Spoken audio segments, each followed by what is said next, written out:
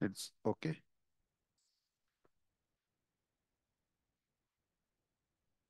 कराय सुरू. हो सर. येस.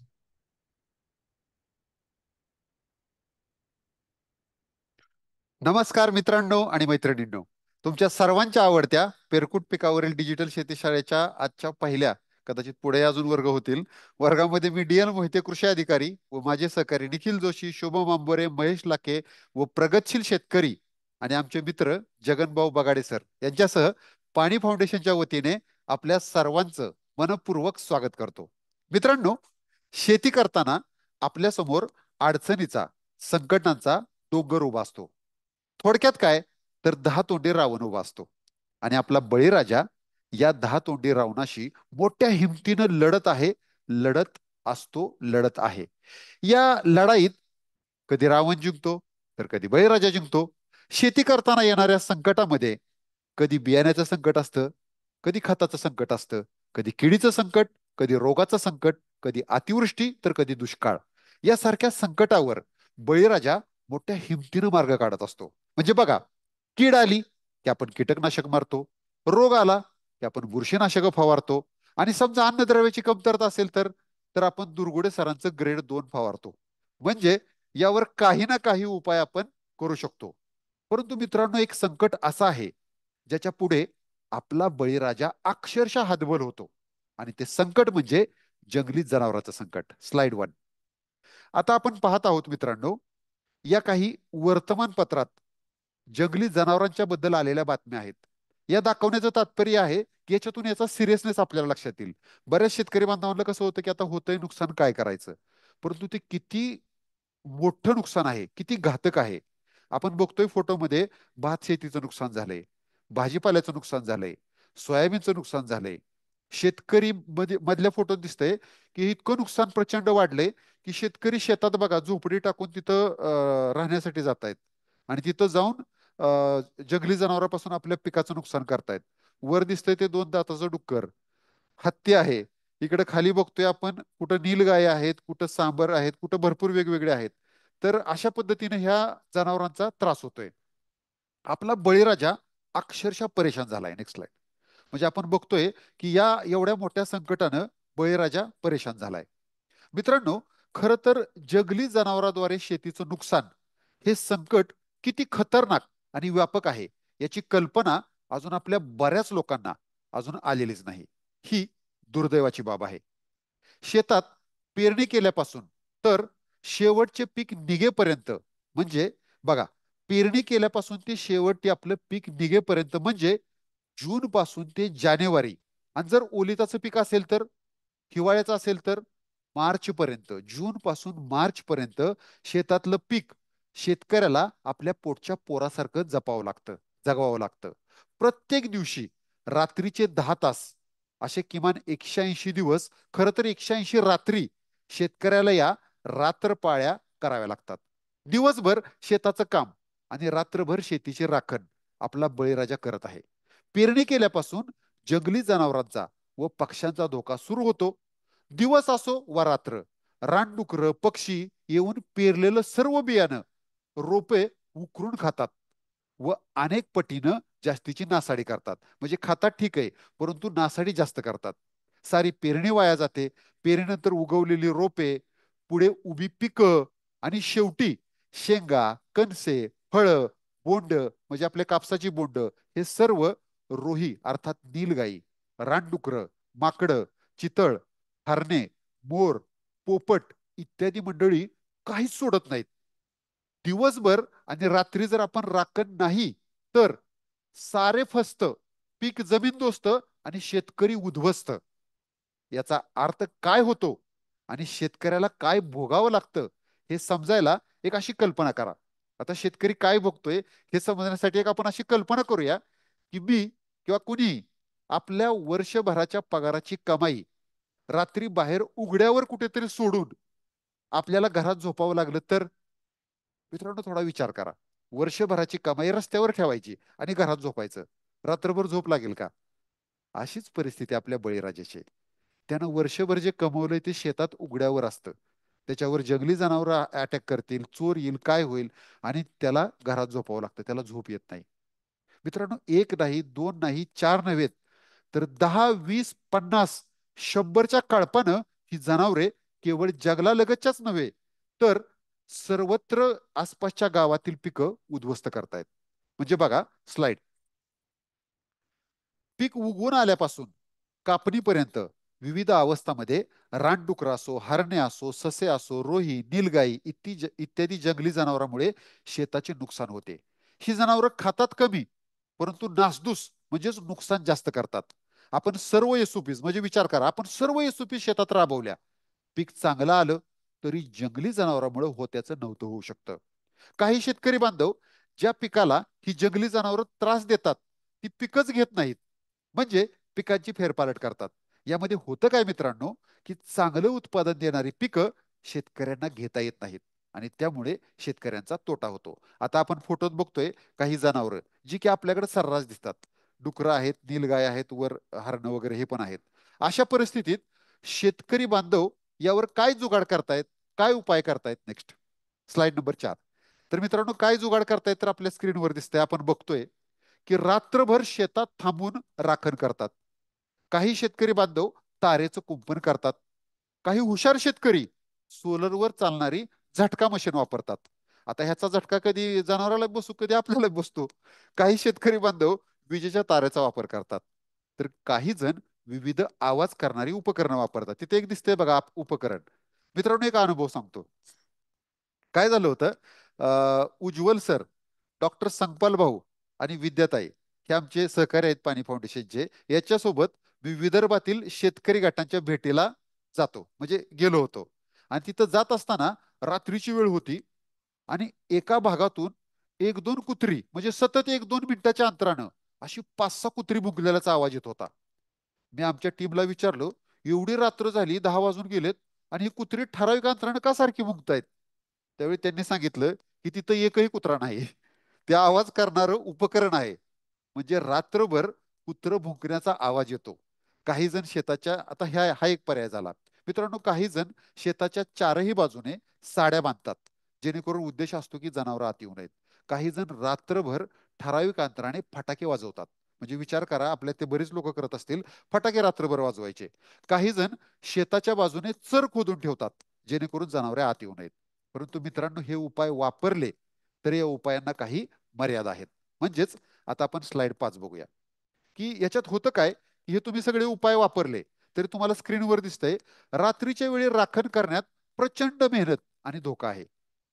तारेचं सौर आणि इलेक्ट्रिक कुंपण केलं तर मित्रांनो याच्यासाठी खर्च खूप मोठा आहे. तो खर्च आपल्या सर्वसामान्य शेतकऱ्याला परवडत नाही. मेंटेनन्स जास्त येतो. म्हणजे काही 6 महिने झालं, वर्ष झालं, पाऊस आला, गंजलं, तुटलं, पडलं, परत उभं करा. त्यामुळे हे परवडत नाही.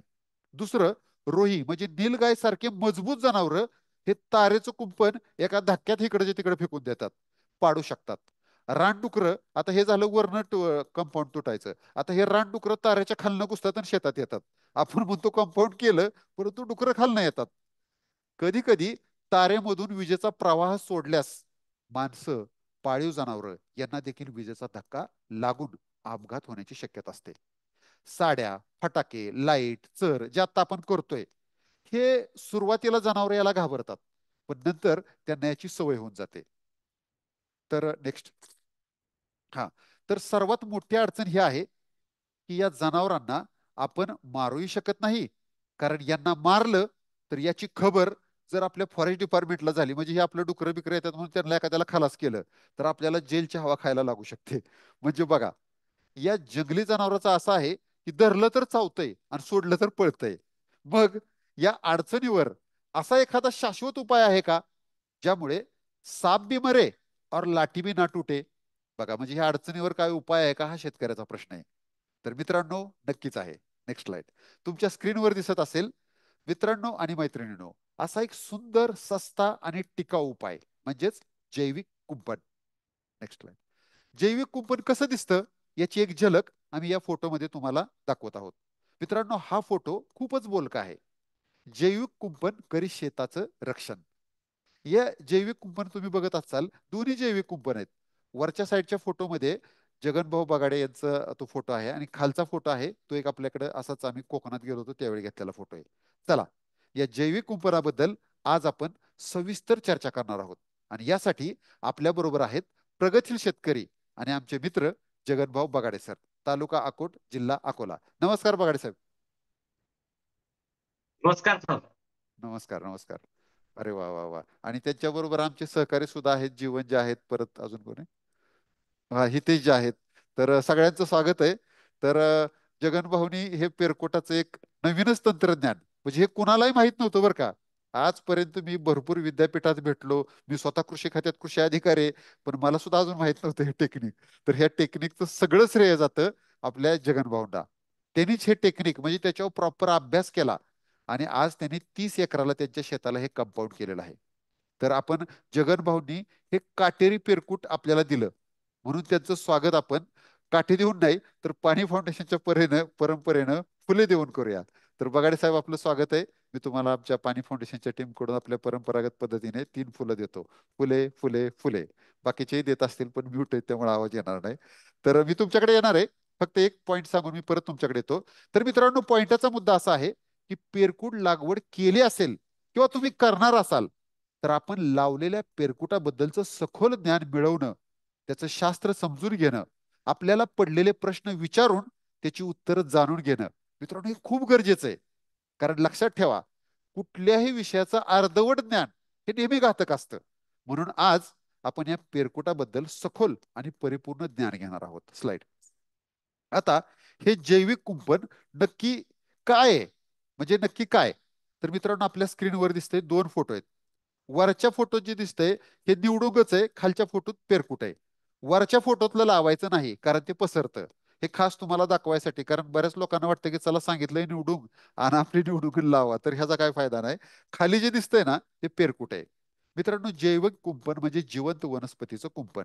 त्यासाठी सरळ वाढणारी काटेरी निवडून पेरकुट वापरावं, जे की खालच्या फोटोत आहे. या पेरकुटा कशामुळे तुम्हाला प्रश्न पडेल की आम्ही कंपाऊंड लावतोय हे लावतोय तरी जनावर आत येतात, ह्याच्यापासून जनावर का पळतात. तर मित्रांनो, याच्यावर विषारी काटे असतात. त्यामुळे जंगली जनावरे त्याच्या जवळही फिरकत नाहीत. पेरकुट शेताच्या सीमेवर जर आपण दाटीनं लावल्यामुळे शेताभोवती काही काळाने एक जैविक भिंत उभी राहते आणि ही भिंत ओलांडून जंगली जनावर शेतात येऊ शकत नाहीत. हे पेरकुट सरळ उभं वाढत असल्यामुळे जागा कमी लागते. म्हणजे आपल्याला बऱ्याच वेळा प्रश्न असतो की हे किती जागा खाईल. तर ही तुम्ही अगदी 1.5-2 फुटाचा तुमचा बांध असतो ना आपल्या शेताच्या मधला, त्याच्यावरही लावू शकता. नेक्स्ट. पुढचा मुद्दा आहे की या जैविक कुंपणाचे नक्की फायदे काय आहेत. तर मगाशी जसं आपण तोटे बघितले त्या इलेक्ट्रिक कुंपणाचे याचे, तर मित्रांनो हे जैविक कुंपण हे कमी खर्च, एकदम कमी खर्चात तयार होतं. याच्याबद्दल आपल्याला बगाडे सर सांगणार आहेत. कमी मेंटेनन्स, म्हणजे एकदा लावलं की परत त्याला मेंटेनन्स शून्य. आणि सगळ्यात महत्वाचं, कमीत कमी पाण्यावर येणारं हे पेरकुट आहे. जंगली जनावरांपासून पिकाचं हमखास संरक्षण करतं. म्हणजे 1% डोक्यात शंका घेऊ नका की ह्याच्यामुळे हे येईल का ते येईल का. कुत्र सुद्धा तुमचा आत येणार नाही. पाळीव जनावरे व माणसांना एकदम सुरक्षित आहे. निसर्गपूरक आहे, म्हणजे याच्यामुळे कुठलंही बाकी काही निसर्गाला घात म्हणजे प्रॉब्लेम येणार नाही. याच्यावरची जी हिरवी पानं आहेत ती आपल्या बकऱ्या आवडीनं खातात. पेरकूट वाळल्यावर सुद्धा त्या बकऱ्या खातात, म्हणजे हे वाळल्यानंतर पण खातात. जैविक कुंपणाच्या भिंतीमुळे शेजारच्या शेतातून किडी येण्यास प्रतिबंध होतो. म्हणजे रस शोषणाऱ्या किडी हे जे किंवा आळ्याचे पतंग आहेत ना, ते इकडून इकडे येऊ शकत नाहीत, म्हणून किडी येण्यास सुद्धा प्रतिबंध होतो. बऱ्याच वेळा असं होतं की वारं जास्त आलं तर आपलं पीक लोळतं. तर अशा वेळी ते पीक लोळू नये म्हणून वाऱ्यापासून संरक्षण करायचं काम सुद्धा हे पेरकूट करतं. आणि या कुंपणाला लागून जर आपण भाजीपाल्याचे वेल लावले तर त्याच्यामुळे आपल्याला भाजीपाला सुद्धा आपल्याला त्याच्यावर मिळू शकतो. नेक्स्ट. आता बऱ्याच लोकांना असा प्रश्न पडू शकतो की एवढं सांगतात परंतु ह्याचं कुणी प्रयोग केलाय का. म्हणजे शेतकरी बांधवांना प्रश्न पडेल की या जैविक कुंपणाची एखादी सक्सेस स्टोरी आहे का, म्हणजे याची लागवड कुणी केली का आणि याच्यामुळे खरंच जंगली जनावरांपासून आपल्या शेताचं पिकाचं संरक्षण होतं का. तर मित्रांनो, विदर्भातील आताच आपण ज्यांचं नाव घेतलं ते जगनभाऊ बगाडे यांनी स्वतःच्या 30 एकर शेताला जैविक कुंपण केलं आहे. याविषयी पाणी फाउंडेशनची एक सुंदर अशी फिल्म आहे. ही फिल्म तुम्ही QR कोड आता जो तुमच्या स्क्रीनवर दिसत होता तो QR कोड स्कॅन करून पाहू शकता. काळजी करू नका. तुम्ही QR कोड स्कॅन केला म्हणजे तुमच्या अकाउंटचे पैसे आमच्या अकाउंटमध्ये अजिबात येणार नाहीत. तर तुम्हाला पैसे वाचवण्यासाठीची एक सुंदर अशी फिल्म, पाणी फाउंडेशनची फिल्म तुम्हाला पाहायला मिळेल. चला तर वेळ न घालवता ही फिल्म पाहूया आणि आपण बगाडे साहेबांचा अनुभव ऐकूया. तर बगाडे साहेबांची पहिल्यांदा फिल्म दाखवतो, शंका कमी राहतील. हा, हा, हे प्लीज. आहेत जगमोहन बगाडे. यांनी जंगली जनावरांपासून आपल्या शेताचं रक्षण करण्यासाठी कॅक्टस वनस्पतीचं काटेरी कुंपण आपल्या शेताच्या भोवताली घातलंय. मी जवळपास 20 वर्षापासून शेती करत असून शेती पेरल्यानंतर जे पिकाला जंगली जनावरांपासून खूप सारा त्रास होते. त्यामध्ये हरिण आहे, डुक्कर आहे, माकड आहे, यापासून खूप जास्त प्रमाणात शेतीला त्रास होते. मला सुद्धा खूप जास्त प्रमाणामध्ये हा त्रास जाणवला. त्यात शेतीला लोखंडी कंपाऊंड जर करतो म्हटलं तर कमीत कमी आजच्या हिशोबानं 40 ते 45,000 रुपये एका एकराला खर्च यावं. एवढा मोठा खर्च करणं आपल्याला शेतकऱ्यांना परवडत नाही. त्यावर उपाय म्हणून मी हे कॅक्टस पद्धतीची जी वनस्पती आहे याचा कंपाऊंड करण्याकरता उपयोग करायचा असा मी निश्चय केला होता. मी एक टीम तयार केली होती. जे जुने लोक खूप ठोकत होते किंवा सिनियर लोक होते त्यांची एक 5 लोकांची टीम तयार करून घेतली होती. त्याच्यामध्ये मी त्यांना 100 रुपये प्रमाणे मजुरी कबूल केली आणि हा प्रयोग मी सुरुवात प्रयोगाला केली होती. तर त्याच्यामध्ये मला फक्त मजुरीच लागली, कारण ट्रॅक्टर वगैरे माझे 2 घरचे असल्यामुळं टोटल याला मला फक्त 15,000 रुपये खर्च आलेला आहे. आपण हे पेरणीच्या वेळेस लावलं तर याला पाणी द्यायचं कामच पडत नाही. फक्त 1 वर्षाची निगराणी करावी लागते, कारण मग त्याला वेट जास्त असल्यामुळं पडलं नाही पाहिजे किंवा किस्त काळीमध्ये तुमच्या काही जनावरांमुळे पडलं नाही पाहिजे, तेवढंच. बाकी याला नंतर पाणी द्यायचं काहीच काम नाही. जवळपास 6 वर्षामध्ये माझं पूर्ण शेतीला एक जवळपास याची उंची 12 फूट आणि रुंदीला 1.5-2 फुटापर्यंतच हे तयार झालेलं आहे माझं. आणि याच्यामध्ये मी पूर्णतः सक्सेस झालेला आहो. आता मला लावून हे 6 वर्ष झालेत, पण लावताना आम्ही हे छोटं 1-1.5 फुटाचं असताना ते तेवढंच लावलं होतं. पण आता आमची जी टीम आहे ही टीम एवढी सक्षम झाली की 2.5 ते 3 फुटापर्यंत हे आता आम्ही नवीन याची लागवड करतो आणि 3 वर्षामध्ये हे कंपाऊंड 1 नंबर बनून जाते. हे भन्नाट जैविक कुंपण जगनभाऊंना उत्पन्नही मिळवून देते. वेलवर्गीय सर जो भाजीपाला आहे त्याच्यावरती मी लावलेला आहे. वेलवर्गीय भाजीपाल्यामध्ये मला खूप जास्त याचं उत्पन्न मिळते आणि दरवर्षी ते लावायचं कामही पडत नाही. कारण नजर चुकीनं एखादं फळ जे राहते ते उन्हाळ्यामध्ये गळून पडते, पाऊस आला की त्याच्यामधून आणखी रोपं तयार होऊन याच्यावरती चढून जातात ते. हा 22 एकराचा पूर्ण प्लॉट आहे. याच्यामध्ये मला कशापासूनच त्रास नाही, डुक्कर नाही, हरिण नाही, माकड नाही. आणि याच्यात मी लोखंडी गेट सुद्धा तयार केलेले आहेत. त्याला कुलूप लावून घेतलं की मी मोकळा पूर्ण.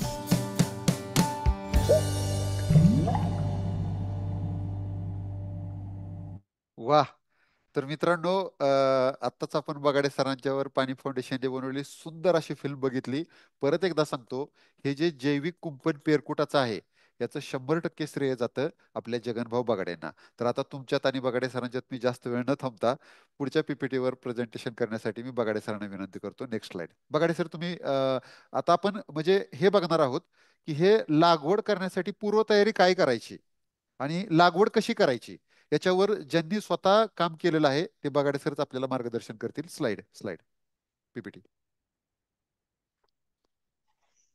हा, तर तुमच्या स्क्रीनवर आता सर पीपीटी येईल, तर तुम्ही प्लीज एक्सप्लेन करा. दिसते सर? हो सर, दिसते. हा, लागवडीची पूर्वतयारी तर तुम्ही प्लीज सांगा की कधी करावी लागवड ही.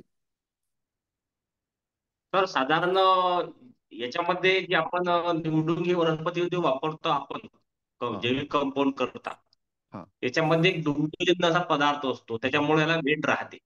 हा, साधारण आपण जून महिन्यामध्ये याची लागवड करतो. तेव्हा जमिनीमध्ये जो पहिला पाऊस झालेला असतो तेव्हा एक साधारण 6 इंचापर्यंत दर भरणं आवश्यक आहे. कारण त्या वनस्पतीमध्ये, त्या पेरकुडामध्ये एक दुग्धजन्य पदार्थामुळे त्याला एक वेट असते.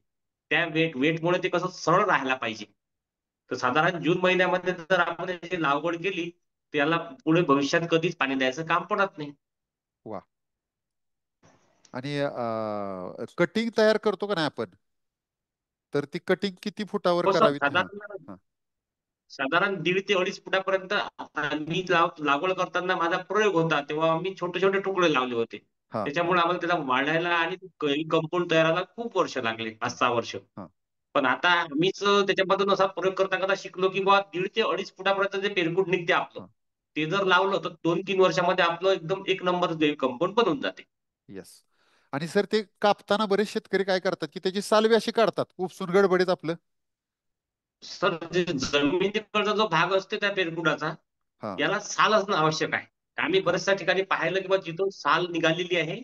तिथलं ते पेरकूट जळून जाते. आणि जिथं पाणी साचलेलं आहे तिथे लावायला नको, कारण याला या वनस्पतीला पाणी नकोच असते. त्याचा उगमच बरोबर. अशा ठिकाणी आहे की त्याला पाण्याची आवश्यकता लागत नाही एवढी जास्त पाण्याची. बरोबर. म्हणजे थोडक्यात जर कापताना काळजीपूर्वक कापलं पाहिजे. जर साल निघाली त्या पेरकोटाची, तर ती साल निघाली तर ते बऱ्यापैकी खराब होऊ शकतं ना खाली जमिनीत लावलं तर. हो सर. हा. हो. आणि दुसरं, पेरकोटाची कटिंग तयार झाल्यानंतर किती वेळानं ते लागवडीस, कारण ते जिथं आपण तोडतो म्हणजे जखम होते, तर त्या जखमेवर थोडी खपली यायला पाहिजे ना, असं एक ह्याच्यात मी वाचलं होतं. तर ते बरोबर आहे 24 तासांनी लावावं आता कापल्यानंतर. जेवढ्या लवकर उघड होईल आपण तेवढं चांगलं होतं. ओके. तसं त्याला ओके. आता आम्ही जर निष्कर्ष प्रयोग केले त्याच्यामध्ये हा. त्याला 15 दिवस त्याला त्याला मजबूत काहीच होत नाही. येस. येस. पण येस. जेवढी लागवड चांगली होईल, लवकर होईल, तेवढं मग त्याला ते मुळं तयार होऊन ते त्याची ग्रोथ चांगली होईल. येस. येस. येस. तर सर, लागवड कशी करावी ह्याचे काही फोटो पण आम्हाला मिळाले होते. तर आपल्याच टीम मधलं त्यांनी पाठवले होते, तर ते पण फोटो आहेत. एक आजीबाई लागवड करतायत. तर थोडं लागवड कशी करायची, सरळ ओळीत करायची का डबल, तर किती अंतर ठेवावं दोन ह्याच्यातलं थोडं सांगताय प्लीज. सर लागवड करताना सर्वात पहिले पहिले म्हणजे भाग आपला हे आहे की बुवा एखादी दोरी किंवा आपला जो आम्ही बांधकामाकरता तार वापरतो त्याला आम्ही सेंटिंगचा तार म्हणतो. कारण हा. धुऱ्यावरती म्हणा एकदम एका लाईन मध्ये जर आलं तर एकदम दिसायला व्यवस्थित दिसतं आणि हा. त्याच्यामध्ये गॅप सुद्धा पडत नाही. साधी एखादी दोरी 2 फुट्यावरून जर दोरी जशी लावून घेतली आणि साधारण समजा 9 इंचापर्यंत एक एक दर जर केला आपण, 1 फूट अंतर हे जास्त होतं. हा. साधारण पाऊण फूट ज्याला म्हणतो आपण, याच्यावर जर पाऊण फुटावर लागवड केली, तर एक त्याला म्हणजे विशिष्ट असे जे फांद्या येतात, ह्या चारही इकडून येतात. त्याच्यामुळे करेक्ट. ते एखादे गुंफून त्याच्यामधून समजा मोठं तर जनावर सोडा, पण त्यामधून ससा सुद्धा आतमध्ये येऊ शकत नाही. हा आमचा अनुभव आहे. आणि किती खोल खड्डा घ्यावा बरं पारीनं, जसं आजी घेतात ना तसं किती खोल खड्डा साधारण असावा. तर अर्धा फूटपर्यंत 6 इंचापर्यंत. 6 इंच. म्हणजे जर 2.5-3 फुटाचं हो. असेल तर 6 इंच, साधं 1 फुटाचं, 1.25 फुटा, 1.5 फुटाचं असेल तर मग 4-5 इंच पण चालेल. हो सर, चालते तेवढं. हा. त्याला हा. लागवड जमिनीमध्ये गाडल्यानंतर त्याला इकडून तिकडून थोडी मातीची भर द्यावी लागते. करेक्ट. म्हणजे ते सरळ राहायला पाहिजे. बरोबर. आणि पाणी देताना त्याच्या खोडात पाणी गेलं तर चालेल का खोडापासून लांब पाणी राहावं? काय फायदा तोटा? तर साधारण मध्ये जर लागवड केली आपण तर त्याला पाणी द्यायचं काहीच काम पडत नाही. बरोबर. त्या वनस्पतीचा उगम त्या ठिकाणी आहे की तिला पाण्याचं कामच नाही पडत. हा, पण असं होतं की आपण बांधावं लावलं की लोक कशी फळबाग केली की आळं करतात आणि त्याच्यात पाणी देतात. तसं जर पावसाचं पाणी साठलं पाहिजे का साठवून आहे अजिबात त्याच्या बुडक्यात? नाही सर, याला पाण्याचे कामच नाही पडत. जिथं पाणी साचलं तिथलं ते जळून जाते. हा, म्हणजे पाणी याला ह्याचा थंडी दुश्मन आहे. आणि पाणी, हा जास्त पाणी आणि थंडी पण याला मानवत नाही. करेक्ट. आता पुढे पुढे संक्रांतीनंतर जे ऊन वाढत जाईल आता, तसं त्याला मस्त हिरवा पाला येईल. त्याच्यानंतर छोटे छोटे गुलाबी असे फुलं येतात मस्त. तिच्यावर हा. लागल्या तेवढ्या मधमाशा येतात. कारण बाकी आमच्या इकडचं सलाईन ट्रॅक आहे त्याच्यामुळं सगळे पिकं निघून गेलेले असतात. हा. या आणि आपल्या जे आपण कंपाऊंड केलेलं आहे जैविक कंपाऊंड, याच्यावरती मधमाशा तेव्हा खूप जास्त प्रॉब्लेम असतात. हो. सर, ते हात लावताना बघा त्यांनी काहीतरी काटे बिटे टोचत नाहीत का आपल्याला? हातात काय घालावं लागतं का काही गरज नाही? हो, हो. काटे असं टुचतात. कारण तो हा. काटा जर तुटला ना तर विंचवाच्या चावल्या हात थोडं दंश होते. तर आम्ही काय अरे बाप. करतो की बा जे हार्डवेअर असते आपलं, हा. त्याच्यामध्ये जीनच्या कापडाचे ₹70 हँड ग्लोव्ह मिळतात. ते हँड हा. ग्लोव्ह वापरतो आणि साधे आपले गॉगल. कारण जे कटाई करताना किंवा लावताना आपण ते तोडणी करतो, त्याच्यामधलं दूध जर डोळ्यात उडलं तर डोळ्याला त्यापासून इजा होते. आणि हातांना पण ते काटा रुतला तर मग विंचू चावल्या की आग होते. त्या हाताकरता आम्ही हँड ग्लोव्ह वापरतो आणि डोळ्याकरता हा. गॉगल वापरतो. हा. म्हणजे बगाडे साहेब, गाईचं दूध चांगलं असतं पण ह्याच्यातनं जी दूध येतं ते खराब आहे, त्याच्यापासून लांब राहा. आणि दुसरी गोष्ट, याचा काटा जर लागला तर जसं विंचू चावल्यासारख्या वेदना होत्यात, मग जनावरांची काय अवस्था होत असेल? त्यामुळे आता लक्षात आलं सर आपल्या शेतकरी बांधवांच्या की त्यामुळे जनावर त्याच्या जवळ येत आहेत, विंचू चावल्यासारखं वेदना होतात. So next. हो सर. हा. तर काही विशेष गोष्टी लक्षात ठेवल्या पाहिजेत, तर त्याबद्दल सर.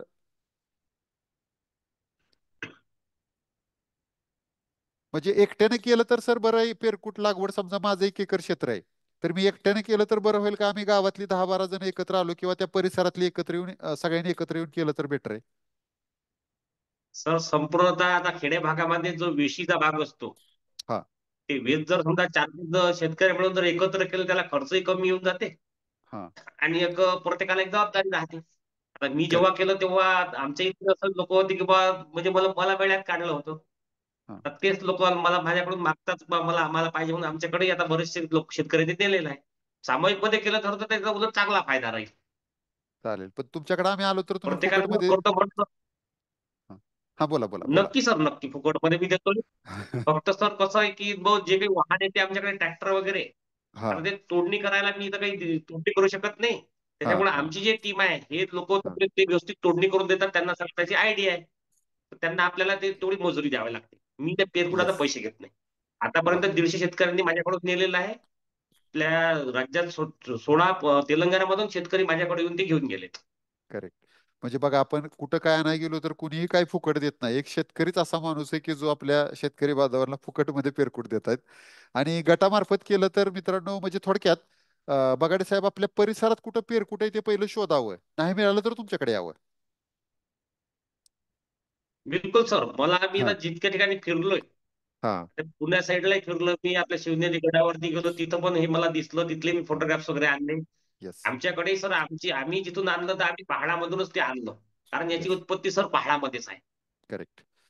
मग याच्यातनं एक गोष्ट लक्षात येते सर, की मी पण आमच्या भागात बघितलं तर मी इकडे पश्चिम महाराष्ट्रातलं आहे, तर मान खटावमध्ये पण पेरकुट आहे.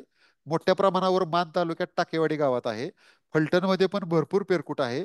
नगरमध्ये पण मी बघितलं तर इतकं रस्त्याच्या कडेला दिसतं. औरंगाबादमध्ये प्रल्हादजींच्या बरोबर पण बघितलं होतं, खुलताबादमध्ये पेरकुट आहे. फॉरेस्टच्या एरियात असंच डोंगरावर खडकावर उगवलेलं आहे. इतकं मोठ्या प्रमाणावर आहे, तर ते शोधलं तर आपल्याला नक्की सापडेल. दुसरं सर, जैविक कुंपण बनवण्यासाठी आणि हे गटामार्फत केलं तर याचा नक्कीच फायदा होईल. पहिल्यांदा सीमा निश्चित करून सलग शेत असणाऱ्या शेतकऱ्यांनी एकत्र येऊन जैविक कुंपण बनवले तर बाह्य सीमावर, म्हणजे प्रत्येक शेताला चौकोन करायची गरज नाही ना सर. आपल्या जर ज्या बाजूला फॉरेस्ट आहे ती बाजू फक्त पॅक केली जैविक कुंपण करून, तरी तिकडून त्याची एंट्री होणार नाही जनावरांची, बरोबर ना? बरोबर सर बरोबर. छोटे हा. प्राणी सोडा पण त्यामधून वाघही सुद्धा येणार नाही सर. गॅरंटीनं. करेक्ट. करेक्ट. तर आता आपल्या इथं फोटो पण दिसतोय की महिला लागवड करतायत. आणि मित्रांनो, शेजारी तुम्हाला हे एक दिसतंय बघा. हे काय आहे नक्की महिलांच्या शेजारी इथं लावलंय? तर हा आपला जगनभाऊ बगाडे सरांच्या शेताचा फोटो आहे. तो आम्ही गुगलवरनं काढलाय. आधी बघितलं तर सगळं शेत आजूबाजूचं सपाट आहे, परंतु ह्यांच्या शेताला करेक्ट बाउंड्री दिसते. थोडं झूम करता येईल? नाही करता येत, ठीक आहे. हा. तर हा, इकडे इकडे हे जे केलंय, हा अलीकडे अलीकडे पासून आहे सगळं. हा. तर ह्यांचं ते सगळं कंपाऊंड आहे. नेक्स्ट. हा. तर हे एक छोटा, म्हणजे लावल्यानंतर सुरुवातीच्या अवस्थेत कसं दिसतं बघा सर, ह्याचा एक फोटो आहे. मी कोकणात होतो त्यावेळी मला तो फोटो सापडला. तर ते कंपाऊंड पण आहे आणि त्याच्या शेजारून आपला एक मित्र पण पळून चाललाय, तो पण दिसतोय. तर आता जास्त वेळ न घेता मित्रांनो, आपण आपले ह्या पेरकुटाबद्दल, कारण हे जैविक कुंपण आपण करतोय, तर याच्याबद्दलचे जे काही प्रश्न असतील ते आता वन बाय वन आपण घेत जाऊ. जास्तीत जास्त प्रश्न उत्तर मिळावीत म्हणून आपण पीपीटी दाखवली. तर प्रश्नांचे तुम्ही विचारा आणि उत्तर आपले बगाडे सर देतील. तर आपला आजच्या शेतीशाळेतला पहिला प्रश्न, किंवा टीसीआरसी तुम्हाला काय अजून ऍड करायचं असलं तरी सांगू शकता, प्रल्हादजी, माऊली, कुणी, असलम भैया किंवा निलेशजी. हा. प्रश्न पहिला. पुरुषोत्तम ठाकरे पाटील, जनुना, तालुका मोताळा, जिल्हा बुलढाणा. कृपया आपला माईक अनम्यूट करून प्रश्न विचारावा. बाकी सर्वांना पण विनंती आहे की आपण सर्वांनी तयार राहावं. किंवा साई शेतकरी गट बळेगाव, अनिलजी सूर्यवंशी. कृपया आपला माईक अनम्यूट करून प्रश्न विचारावा. पुरुषोत्तम ठाकरे साहेब किंवा साई शेतकरी गट बळेगाव. पुरुषोत्तमजी, हा हा. पुरुषोत्तमजी बोला. हॅलो. हा, नमस्कार, बोला. हॅलो. हा, नमस्कार, बोला. हा नमस्कार सर. नमस्कार. मी उगवता सूर्य शेतकरी गट जनुना. हा. हा. याच्याबद्दल मी प्रल्हाद अडसूळ सर आणि गिरीश सर, बळे सर यांची जी फिल्म टाकली होती ती फिल्म बघितली मी. वा. आणि त्याच्यावरची मला बरेचसे प्रश्न आहेत. हा, त्या विचारा ना. प्रश्नांबद्दल पहिला हा प्रश्न माझा असा आहे हा ते जे पेरकुंड जी मिळते ते कुठं हा, मिळते, काय भाव मिळते, आणि हे लागवडीपासून तर हे जोपर्यंत जवळपास 3 ते 4 फूट होण्यासाठी याला कालावधी किती लागतो? बघाडे साहेब प्लीज. बघाडे साहेब नमस्कार बोलताय?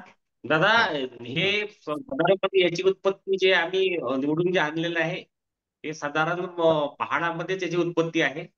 बाकी जुन्या हा काळामध्ये काही शेतांना याचं कंपाऊंड केलेलं होतं असं जुने आपले जाणकार लोक म्हणजे जे वरिष्ठ लोक आहेत ते सांगतात. पण माझ्या काही हा पाहण्यात असं आलं नव्हतं. जास्तीत जास्त याची उत्पत्ती हे पहाडामध्ये आहे. तिथूनच आम्ही आम्ही जेव्हा आणलं तर आमच्या एका मित्राला ते पहाडामधूनच आणलेलं होतं. त्याच्या शेताहून मग मी माझ्याकडे आणलं. हा. अच्छा. आ- आणि मला हे ह्याची विचारायचं आहे की आता आमच्या गावाच्या आजूबाजूला बाजूला सुद्धा हे आहे, परंतु आम्हाला असा प्रश्न हो. निर्माण झाला की जसं हे संकरित आहे की हे नैसर्गिक जसं जंगलामध्ये अवेलेबल आहे तेच लावलं तर चालते? जंगलामधला हे नैसर्गिकच आहे. फक्त त्याची ते छाटणी न केल्यामुळं ते असं म्हणजे साईडला वाढलेलं आहे. हा हा हा. आणि ते पहाडामधलं एक त्याचं तिथलं माती किंवा तिथलं वातावरण आणि आपल्या गावातलं माती आणि वातावरण यामुळे थोडासा त्याच्यात फरक वाटतो.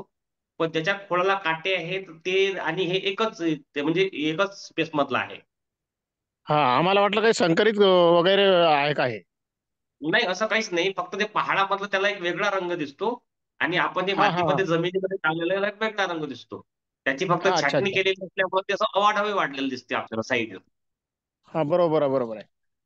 आणि याची आता हाईट जवळपास लावण्याच्या वेळेस किती लांबीचं लावायचं पेरकुंड? साधारण आता मी जेव्हा लागवड केली तेव्हा माझा हा प्रयोग होता. हे हा निवडून लावायच्या आधी मी करवंद सुद्धा लावलेले आहेत. आज शेतामध्ये माझ्या करवंद सुद्धा आहेत. पण हा करवंदाचा प्रॉब्लेम हा आहे की बुवा इकडनं तिकडनं ते 5-5 फूट जागा घेतो. त्याच्यामुळे आपण दुसऱ्या शेताकडून जर लागवड केली तर ते नुसतं भांडणाचे कामं होतात. म्हणून मग ओके. असं पाहता बरोबर. पाहता मला हे निवडून कधी दिसलं होतं म्हणून मग याचा प्रयोग करायचं ठरवलं होतं. त्याच्यामध्ये मी पूर्ण सक्सेस झालो. आता आम्ही जेव्हा लागवड केली तेव्हा ते साधारणतः 1-1 फुटाचं लावलं होतं म्हणून मला जास्त वेळ लागला. पण आता आम्ही हा जे प्रयोग केले याच्यावर असं सिद्ध झालं की साधारण 1.5 ते 2.5 फुटाचं ते पेरकुंट लावलं आपण तरी ते 2 वर्षामध्ये तुमचं एक नंबर कंपाऊंड बनून जाते 2 ते 3 वर्षामध्ये. फक्त अच्छा काळजी अच्छा. हेच घ्यावी लागते. त्यामध्ये दुग्धजन्य जो पदार्थ आहे त्यामध्ये त्याला वेट असते. ते सरळ राहायला पाहिजे. तुमचं म्हणजे लागवड करताना किंवा मग तुमची वाहिती करताना ते कशाही पडलं नाही पाहिजे एवढी काळजी घ्यावी लागते. बरोबर आहे. त्याला आणि पाणी काम नसते पण. हा आणि ते मग तयार कंपाऊंड 3 ते 4 फूट तयार झाल्यानंतर त्याच्या फांद्या वगैरे अशा आजूबाजूला किती फूट लांबतात काय? त्याच्या फांद्या जर तुम्हाला आता तुमच्याकडे त्याचा एक वेळ लागवड झाली की त्याचा कारखानाच तयार होते. त्याला जे फांदी येते ते एक येत नाही. त्याला 4 इकडून 4 फांद्या येतात अशा. म्हणजे ते एकामेकात गुंतून जाते. तर तुम्हाला हा लागलं त्याच्यात त्या फांद्या तोडून तुम्ही बाकी ठिकाणी आणखी त्याची लागवड करू शकता. किंवा तुमच्या एरियामधले आणखी शेतकरी तुमच्याकडे निश्चितपणे येऊन त्या फांद्यात म्हणजे तुम्हाला त्या शाट काढायचा खर्च लागणार नाही. आज माझी परिस्थिती तेच आहे. मी कोणा शेतकऱ्याकडून पैसे घेत नाही. तर माझा जो शाट वगैरे निघतो ह्यामध्ये फ्रीमध्ये निघतोय सगळं. बरं बरं. आणि 2 पेरकुंटामधील अंतर किती ठेवलेलं आहे तुम्ही? साधारण 2 पेंडुरामधलं अंतर आता जिथं रानटी डुकराचा त्रास आहे, आमच्या एरियात तसाच आहे. तर आम्ही साधारणपणे 9 इंचापर्यंत पाऊण फुटापर्यंत अंतर ठेवलेलं आहे. कुठं कुठं आमचं 1 फुटाचं अंतर आहे, पण आमचं ते आता खूप दिवस झाल्यामुळं ते एकमेकात चांगलं गुंतलेलं आहे असं. हा हा हा. एक बरोबर आहे. साधारणपणे 2 दाट इंच ते झालं. 1 फूट असेल अंतर. हो हो. साधारण तुम्ही जर ठेवलं ना अंतर 9 इंच बेस्ट राहील. आणि याला लागवडीनंतर काही पाण्याची आवश्यकता वगैरे लागते का? नाही, ते वनस्पतीच या प्रकारातली आहे, की त्याची उत्पत्ती अशा ठिकाणी आहे. तुम्ही पहाडामध्ये जर गेले, जिथं पाणी हो. नाही थांबत नाही किंवा एखादी बेडी आहे दगडाची तिथं त्याची उत्पत्ती आहे. त्या बरोबर वनस्पतीला पाण्याचं काहीच काम पडत नाही. ते हवेतूनच पाणी शोषून घेते. बरोबर आहे बरोबर आहे. हो. आता म्हणजे आमचा पूर्ण सलाईन ट्रॅक आहे. आमच्याकडे पाण्याचे खूप वांदे होते. त्याच्यामुळे आता आपण बरोबर. लागवड केली तर बाकीच्या ज्या शेतामध्ये पाण्याची व्यवस्था नाही तिथेही लागवड केली तर छान जमलंय. ठीक आहे ठीक आहे. ठाकरे साहेब, पहिली गोष्ट हा हे डोंगरात येतं, खडकात येतं. दुसरी गोष्ट ह्याला लागवड करताना फक्त बगाडे सरांनी सांगितलं त्या पद्धतीने काळजी घेतली सुरुवातीला, तर परत हे मारायचं म्हटलं तरी मरत नाही. फक्त एक ह्याचा सगळ्यात मोठा दुश्मन आहे ते म्हणजे आग. आग लागली जर ते जळलं तर जाग्यावर मरतं. आणि बरोबर. ते ते बरोबर कसं आहे. दिसतं, तुम्ही म्हटलं आसपास जंगलात मिळालं ना तेच पेरकुट आहे. फक्त ते अजून चांगल्या पद्धतीनं कसं दिसतं त्याचा एक छोटासा व्हिडिओ तुम्हाला दाखवतो, म्हणजे तुमच्या शंका निरसन होईल. व्हिडिओ प्लीज बघा साहेब, व्हिडिओ पेरकुटाचा आपला.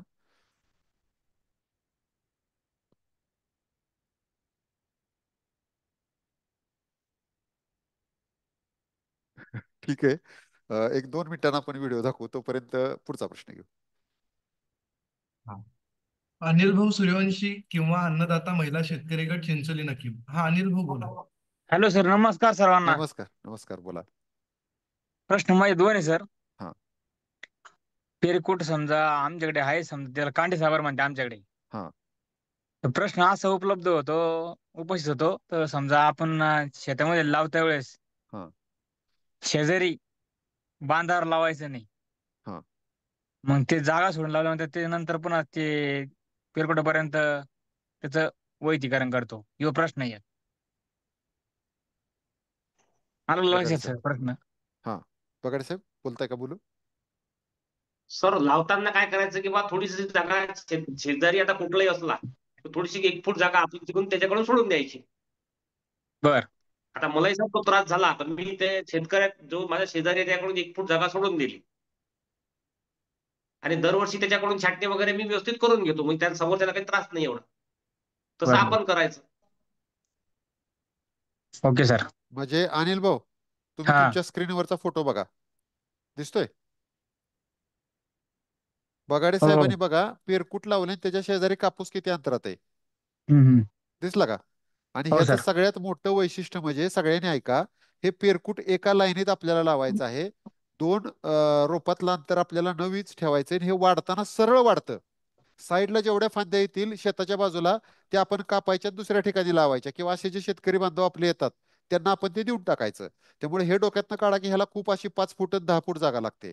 तुमचा बांध 1.5 ते 2 फुटाचा असेल तर त्याच्यावर दोन्ही बाजूच्या शेतकऱ्यांना हा फायदा आहे, याचा तोटा काहीही नाही. ओके. Okay sir. हा हा, तर पुढचा अजून काय अनिलची प्रश्न आहे? बस एवढाच सर. एवढाच, ओके, थँक्यू. व्हिडिओ शेअर करताय का नाही होत? चला पुढचा प्रश्न तोपर्यंत मी घेतो. अन्नदाता महिला शेतकरी गट चिंचोली नक्की.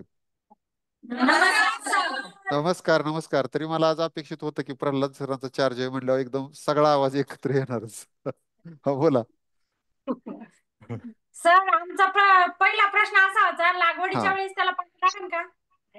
लागवडीच्या वेळी पाणी टाकावं पडेल का? बगाडे साहेब सांगा, होल करतो आपण त्याच्यात पाणी बिनी टाकायची गरज आहे का? हो सर, जसं जुन्या काळामध्ये आपण खूप ठोकायचो तेव्हा आपण त्याच्यात तेव्हा पाणीचा वापर करायचो दर करण्याकरता. हा, कारण तुम्हाला मी पहिलेच सांगितलं की त्याच्यामध्ये दुग्धजन्य पदार्थामुळे त्याला वेट असतो. हा, ते जेवढं सरळ राहील आपलं तेवढं आपल्याला चांगलं राहील. त्याच्यामुळं जमीन आपली ओली असणं आवश्यक आहे. साधारण अर्धा इंचाचा दर होणं आपल्याला तेवढं म्हणजे महत्वाचं आहे तेवढं. त्याकरता ओल पाहिजे जमिनीमध्ये. हा, म्हणजे म्हणजे काय करायचं, जर तुम्ही होल घेतलं आणि त्याच्यात नुसता कोरडा फुफुट असेल तर त्याच्यात ती जर तुम्ही कांडी लावली तर ती उगवणार नाही.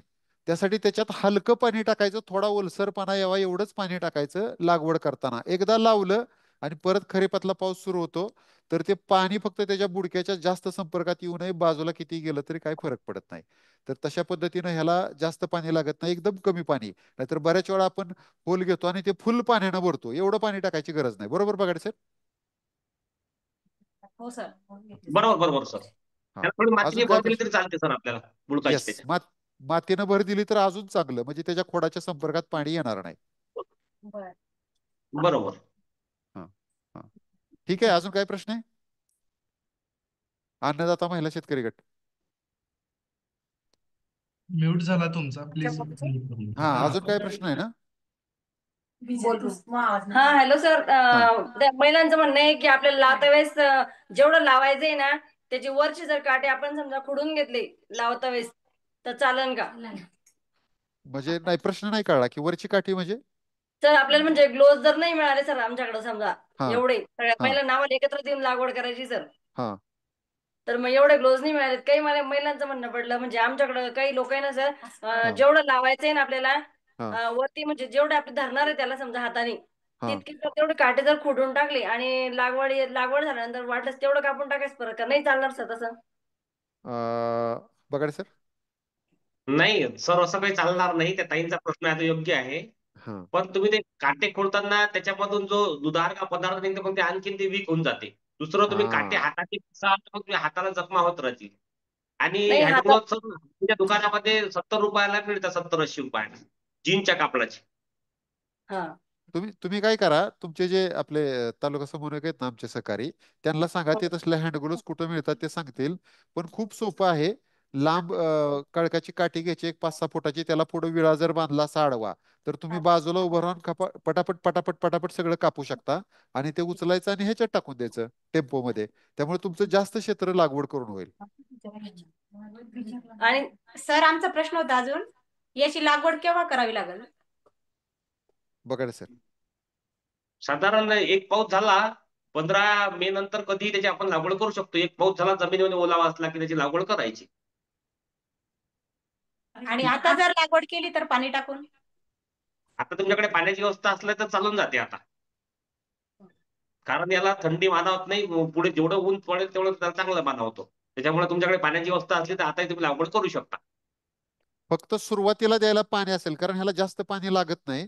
सुरुवातीला लागवडीच्या वेळी एकदा पाणी असेल तर त्याच्यावर एक नंबर पेरकुट येतं. त्यामुळे खूप त्याला पाणी लागतंय, त्याला ड्रीप करायची गरज आहे, पाटानं पाणी द्यायची, हे डोक्यातनं काढून टाका. हा, तर व्हिडिओचा एक आपण ट्राय करूया. हा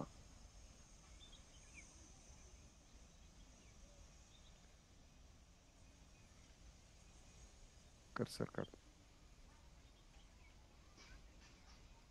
हे एक बेट आहे बरं का पेरकुटाचं. कर सर काढ तुझा. हा पेरकुट जैविक हा कुंपण. असं दिसलं पाहिजे, असं दिसलं पाहिजे. बघा हे जवळ. अरे ते परत कर सर. हे बघा उभं केलंय लोकांना, त्याच्या हाईट किती आहे कळावं म्हणून. 3 वर्षाचं कुंपण. उंची जवळपास 10 फूट आहे. चालू ठेव.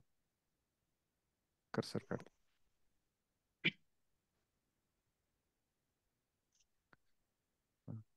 हे बघा जवळचे फोटो आहेत, तुम्हाला दिसावं की कसं असतं पेरकुट. बघाडे साहेब बरोबर आहे ना? बरोबर आहे सर, बरोबर. हा, तरी असं बेट असतं. एक बेट जर काढलं तर ह्याच्यात तुम्हाला भरपूर लागवड करून होईल. इतकं दाट बेट आहे. ही मी कोकणात गेलो होतो त्यावेळी बघितलं, थांबून व्हिडिओ काढला.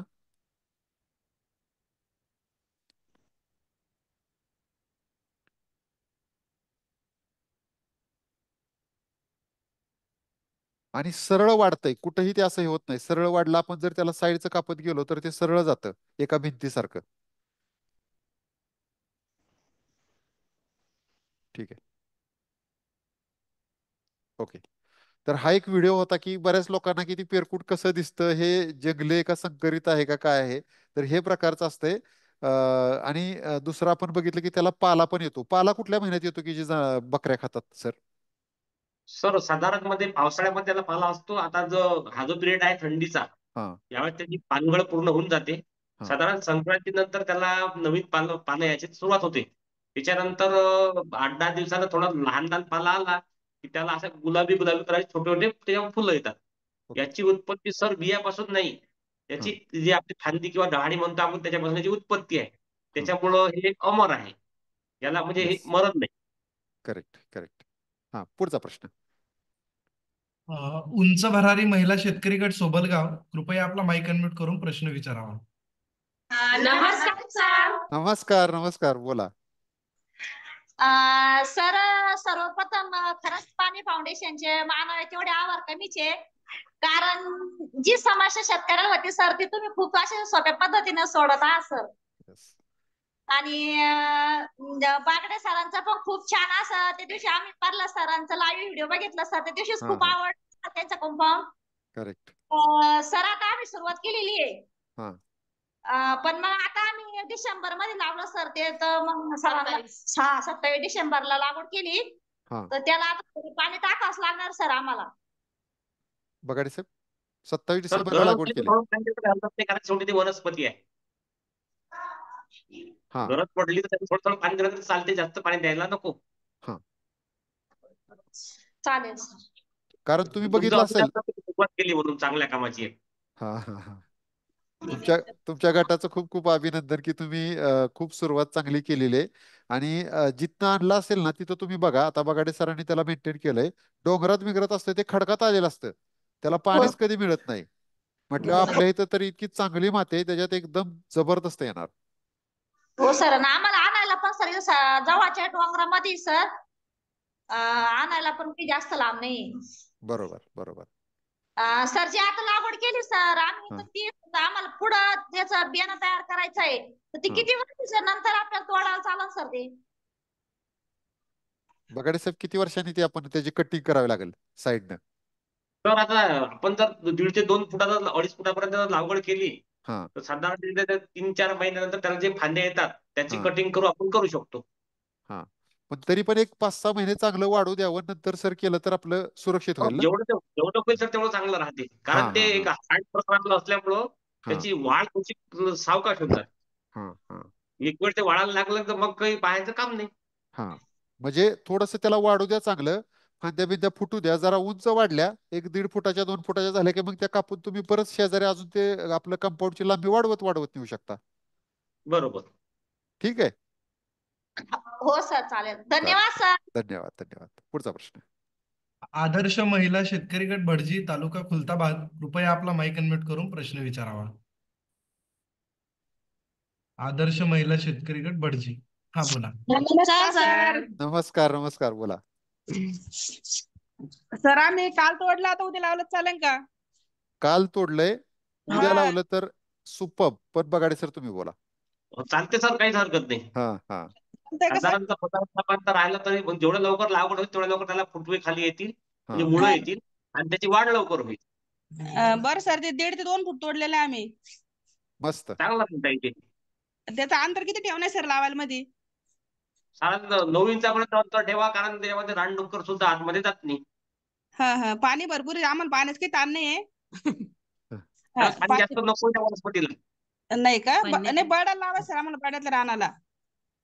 आणि तुमचं ते चांगलं छान लागवड झाली की त्याच्यामध्ये तुम्ही जे फळं वगैरे भाजीपाला आहे त्याचे पण रोपं तुम्ही म्हणजे बियाणं लावू शकता. हो सर. सर आमच्या डोंगरात भरपूर आहे सर, ते आम्हाला काही लांब जायचं काम नाही तोडायला. वा वा वा. तुम्हाला इथं इकडून द्यायचं काही काम नाही पडत, तेवढा आपला खर्च वाचून जातो. हा, जवळ आहे सर, वर थोडं डोंगराला खाली उडीत आणायचं. उडीत चाललं आम्ही. वा. धन्यवाद सर, खूप छान. धन्यवाद धन्यवाद. लावा नक्की, आणि त्याचा काय रिझल्ट आहे ते नक्की सांगा, आम्हाला ऐकायला बरं वाटेल. पुढचा प्रश्न. उमेद महिला शेतकरी गट किंवा पंकजी करडे दोनद बुद्रुक, कृपया आपला माईक अनम्यूट करून प्रश्न विचारावा. थोड्या वेळाने आपण अजून एक पेरकुटाचा व्हिडिओ बघणार आहे, एक अजून 2 प्रश्न झाल्यावर. हा पंकजी बोला. सर नमस्कार. नमस्कार, बोला. बलराम शेतकरी गट डोनत बुद्रुकवरून बोलतोय. येस, लगेच कळलं. जगन सरांकडे भेटीचा योग आला नाही, पण अचानकपणे आज तुम्ही डायरेक्ट जगन सरांशी जोडूनच दिलं, त्यामुळे हो. तुमचं पाणी फाउंडेशनच्या मार्फत पाणी फाउंडेशनचा एकदम आभार व्यक्त करतो. हा. आणि एक समस्या आहे थोडी, जसं आपण निलगिरीचं पीक म्हणतो, बांधावरती लावतो. हा. आणि मी या सगळ्या विषयावर माझ्या वडिलांशी, माझ्या आजोबांशी चर्चा केली ओके. की बाबा हे कॅक्टस लावायचं. ते म्हणतात का बा आपल्या धुऱ्यानं अगोदर होतं, जुन्या हा. काळात होतं. हा. तर त्यांना म्हटलं बा आता आपण परत केलं पाहिजे का, तर त्यांच्या मनात काही कल्पना आहे का बा हे थोडं जमिनीतलं पाणी ओढते का. तर मी म्हटलं जगन सरांच्या 30 एकराला हे कुंपण आहे, एकदा जगन सरांकडून आपण हे प्रश्न जाणून घेऊ, याचं उत्तर काय होतं. जगन सर बोला. दादा नमस्कार. मी माझं नमस्कार. जे शेत 30 एकर केलेलं आहे ते, त्याच्या व्यतिरिक्त आणखीन जे 20 एकर शेत आहे ते पण मी पूर्ण केलेलं आहे. आज हो. माझ्या गावामध्ये 10-12 शेतकऱ्यांनी ते नेलंय, पण बाकी आपल्या राज्यामध्ये कमीत कमी माझ्याकडे सगळी नोंद घेतलेली आहे मी वहीमध्ये. 150 शेतकऱ्यांनी ते नेलं आणि त्यांनाही पण चांगला ते सपोर्ट मिळाला आहे. कुठेही जमिनीमधलं पैसे वगैरे कमी झालेलं नाही असं म्हणजे मला कोणाला बातमी दिली नाही. बरं. म्हणजे कसं हा जो आणि आमच्या मनात काही माझाही प्रश्न हा होता. भाग आहे, हा खारपान पट्ट्यामधला आहे. इथलं विहिरीचं पाणी पूर्ण खारं आहे. आता आम्ही जे बरोबर, म्हणूनच जलसंधारणाची कामं केली त्याच्यामध्ये आमच्या गावामध्ये जे बोरवेल झालेले आहेत, माझ्या शेतामध्ये 2 बोरवेल आहेत. त्यालाही असं कधी असं जाणवलं नाही मला की बाबा या पेरकुटामध्ये लावल्यामुळे पाणी कमी झालं म्हणून. पाणी बरं ठीक आमच्याकडे आहे. तेव्हा पेरकुट लावल्यानंतरही भरपूर प्रमाणात आहे.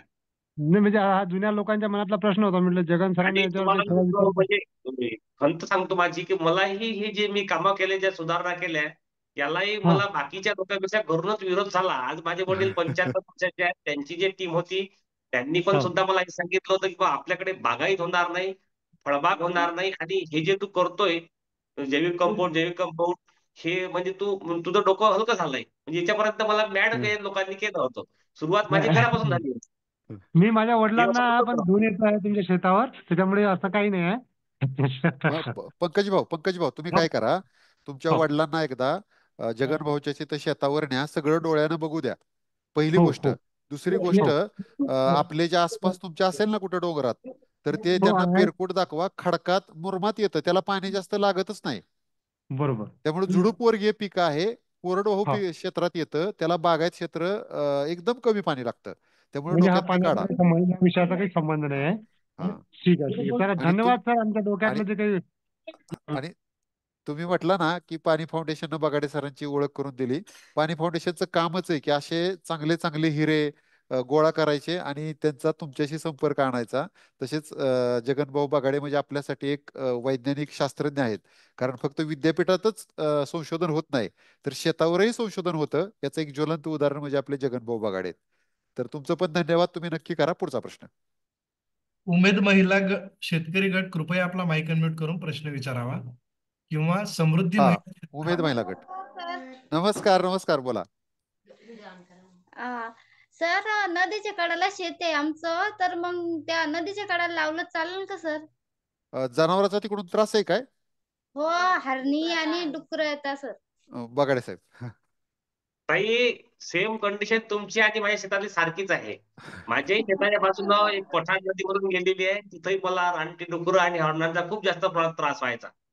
आणि सुरुवातीला मी लोखंडी कंपाऊंड केलं होतं 10 वर्षाच्या आधी.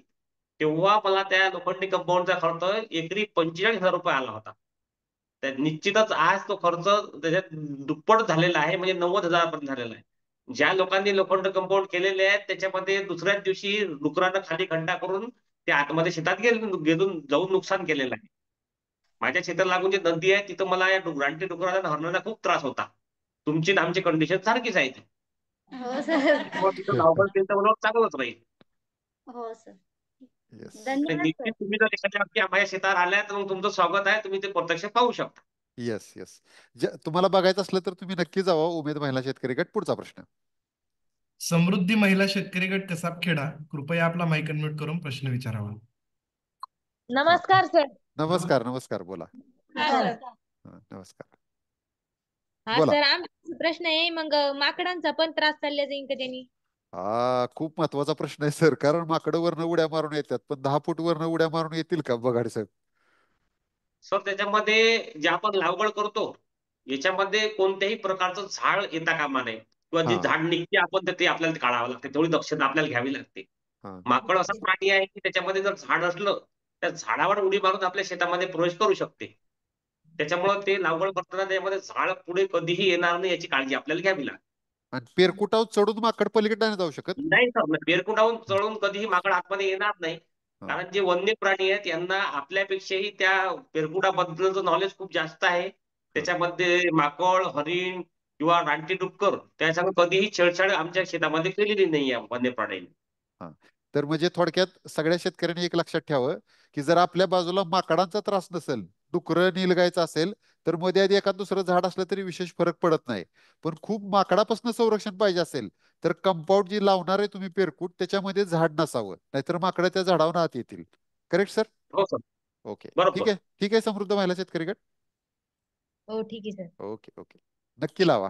पुढचा प्रश्न, व्हिडिओ. चला आपण आता बघूया. प्रश्न उत्तरांची मैफिल भरपूर झाली. आता थोडा एक छोटासा पेरकुटाचा व्हिडिओ बघूया की जगन भाऊचं एक उदाहरण होतं. अजून एक उदाहरण तुम्हाला मी दाखवतो, सुधागड पालीचं. Video please. सुधागड पालीमधील हे दुसरं शेत. चारही बाजूने कंपाऊंड आहे.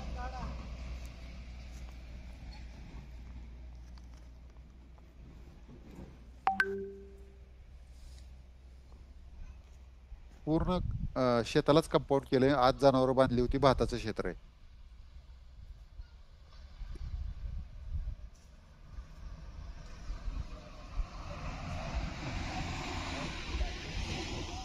इतकं दाट आहे खालून की त्याच्यातून काही पलीकडे जाऊ शकत नाही. पण त्यांच्याकडे माकडं नाहीत, त्यामुळे झाडं ठेवली त्यांनी मध्ये बघायला साहेब.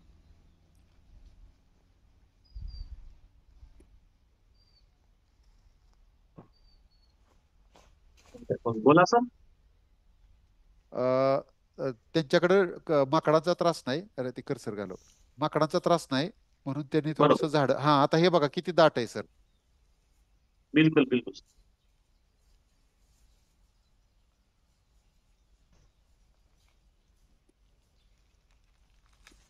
जवळून पाहिलं तर एकदम डेन्स प्लांटेशन केलेलं आहे. छान आहे सर. मस्त आहे ना. जनावर हो. बिनावर बांधलीत बघा कशी रिलॅक्स. बिलकुल बिलकुल. आणि अंतर बघा तेच किती कंपाऊंड अंतरावर आहे. बाहेरून बांधावर बघितलं 1.5 तर. फुटाचंच आहे. बरोबर. बाहेरून कसं दिसतंय बघा सर.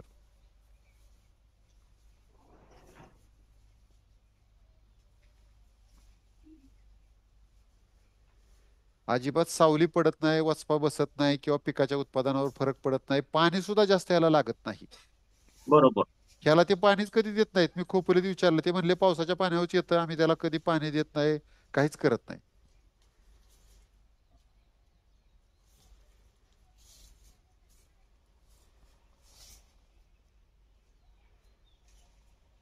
आणि उभं वाढतंय. झाला. चलो पुढचा प्रश्न.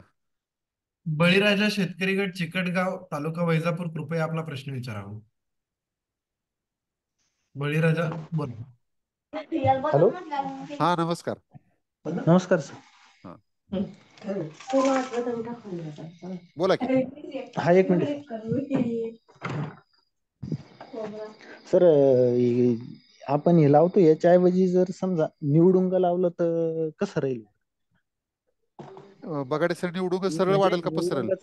नाही, निवडुंगाचं आहे ना, हे म्हणजे काय त्याच्यापासून निवडणुका जसे मला आमच्याकडे 10-12 प्रकार दिसलेत. आता याच्या मध्ये जे पानाला काट्याचा निवडुंग आहे सर, ते पान तुटून आपल्या शेतामध्ये त्याचे काटे होतात. हा, या आपण जे प्रकार जो निवडला निवडुंगाचा, याच्या खोडाला काटे आहेत. हा. त्याच्यामुळं कसं आहे की ह्या काटा तुटून आपल्या शेतामध्ये आपल्याला तुटून काही जावत नाही. त्याच्यामुळं आपण ह्याची निवड केलेली आहे. आणि पानाच्या निवडुंगापेक्षा हे सरळ वाढतंय ना आपलं.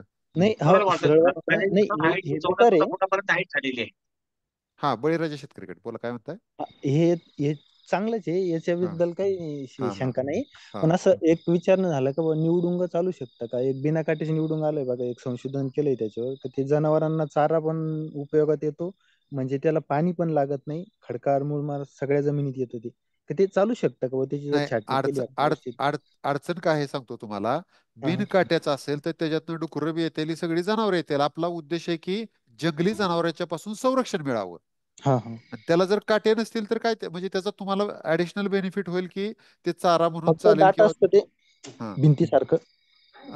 बिन काट्याचं चालणार नाही. हा. काटे बरोबर. असतात का? काट्याचं आहे का तुमच्याकडे? नाही, काट्याचा नाहीये आणि बिन हा, काट्याचं पण नाहीये सध्या, हा, हा. कोणतंच नाहीये. फक्त एक असं विचारलं बुवा चालू शकतं का ते? नाही, बिन काट्याचं नाही चालणार. आणि काट्याचं आता जे जगन भाऊनी सांगितलं ते तुम्ही लावा, त्याचे एक्सलंट रिझल्ट आहेत, कारण ते नाही, ट्रायल हे टेस्टेड बघितलं आहे. हा, हा. आमच्या इथं जवळच गाव आहे, तिथं आहे एका येस, ठिकाणी लावलेलं. नक्की लावा. आणि जनावराला किंवा आपल्याला खरंच ते प्रभावी आहे का बघण्यासाठी आपल्या हातातच एक काटा टोचून घ्यायचा. नाही, त्यांनी सांगितलं ना ते विंचासारखे अंगार होते. झटका बसला की म्हणायचं ते खरं आहे. करू नका गंमत केली. हा, ठीक आहे. हो. Okay, okay. पुढचा प्रश्न. संत गजानन महाराज सोयाबीन उत्पादक गट, कृपया आपला माईक अनम्यूट करून प्रश्न विचारावा. संत गजानन महाराज सोयाबीन उत्पादक गट किंवा शुभमजी पाटील, कृपया आपला माईक अनम्यूट करून प्रश्न विचारावा. संत गजानन महाराज किंवा शुभम पाटील किंवा अनंताजी शेळके, जन्मभूमी शेतकरी गट, राहेरा. हा, संत गजानन बोला. नमस्कार सर. नमस्कार, बोला. जगन भाऊचं शेत पाहण्यासाठी आम्ही गेलो होतो. हा, आणि सर आम्ही खूप म्हणजे खूप मस्त वाटलं आम्हाला सर्व वा गट मिळून म्हणजे सर्व गटातील शेतकरी घेऊन गेलो वा होतो सर आम्ही. वा तर आम्हाला खूप असं चांगलं शिकण्यासारखं मिळालं जगन भाऊ कडून. करेक्ट. आणि त्यांनी पूर्ण आम्हाला शेत फिरवलं आणि खूप सारी माहिती दिली आणि त्यांच्याकडून आम्हाला खूप सारं शिकण्यासारखं मिळालं सर. तर येस ते आम्ही आता या 2-3 दिवसात आम्ही लागवड करणार आहे. आमच्याकडे आहे ते पेरखंड, ते हा आम्ही हा लावणार आहे. वा मस्त मस्त नक्की लावा. हो सर. तर मित्रांनो, गट शेती करताना म्हणजे आपण जे आता गट शेती करतोय, सगळ्यांनी नीट ऐका. गट शेती करताना देण्याची सवय लावून घेतली की येणं आपोआपच सुरू होतं. म्हणजे बगाडे साहेबांनी देण्याची सवय लागून घेतली, येणं आपोआपच सुरू होतं. मग तो मान असो, प्रेम असो, वेळ असो, वा पैसा असो, वा पेरकुट असो. तुम्हाला नमस्कार करणाऱ्यापेक्षा धन्यवाद म्हणणाऱ्या शेतकऱ्यांची संख्या तुम्ही जितकी वाढवाल तितके तुम्ही जास्त यशस्वी व्हाल. त्यासाठी लक्षात ठेवा, हातात हात घातला तर मैत्री होते आणि आपला गट अभेद्य होतो. दोन्ही हात जोडले तर भक्ती होते. कुणाला हात दिला, मदतीचा हात दिला तर मदत होते. आणि अडचणीच्या वेळी हात पुढे केला तर अशक्य वाटणाऱ्या गोष्टी सुद्धा शक्य होतात. मित्रांनो, गट शेती करताना नेहमी मन निर्मळ ठेवा आणि आपल्या गटाशी प्रामाणिक राहा. कुणी कितीही फसवलं तरी एक गोष्ट लक्षात ठेवा, प्रामाणिक गटाच्या पाठीशी नेहमी देव असतो. कदाचित तो ज्ञानाच्या रूपात असेल, शास्त्रज्ञाच्या रूपात असेल, किंवा गटातील शेतकऱ्यांच्या रूपात असेल. तर अशा पद्धतीने आपण गट शेतीच्या माध्यमातून हे पेरकुटाचं कुंपण नक्की करू शकता. पुढचा प्रश्न. अनंतजी शेळके, जन्मभूमी शेतकरी गट राहेरा, कृपया आपला माईक अनम्यूट करून प्रश्न विचारावा. हा नमस्कार सर. हा नमस्कार, बोला. सर मोहिते सर, तुमच्यासाठी मी एक अभंग निवडलाय. वा म्हणा. जेथे जाता तेथे तू माझ्या संगती. हा हा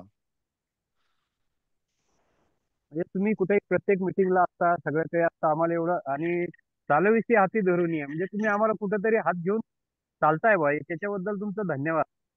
धन्यवाद धन्यवाद.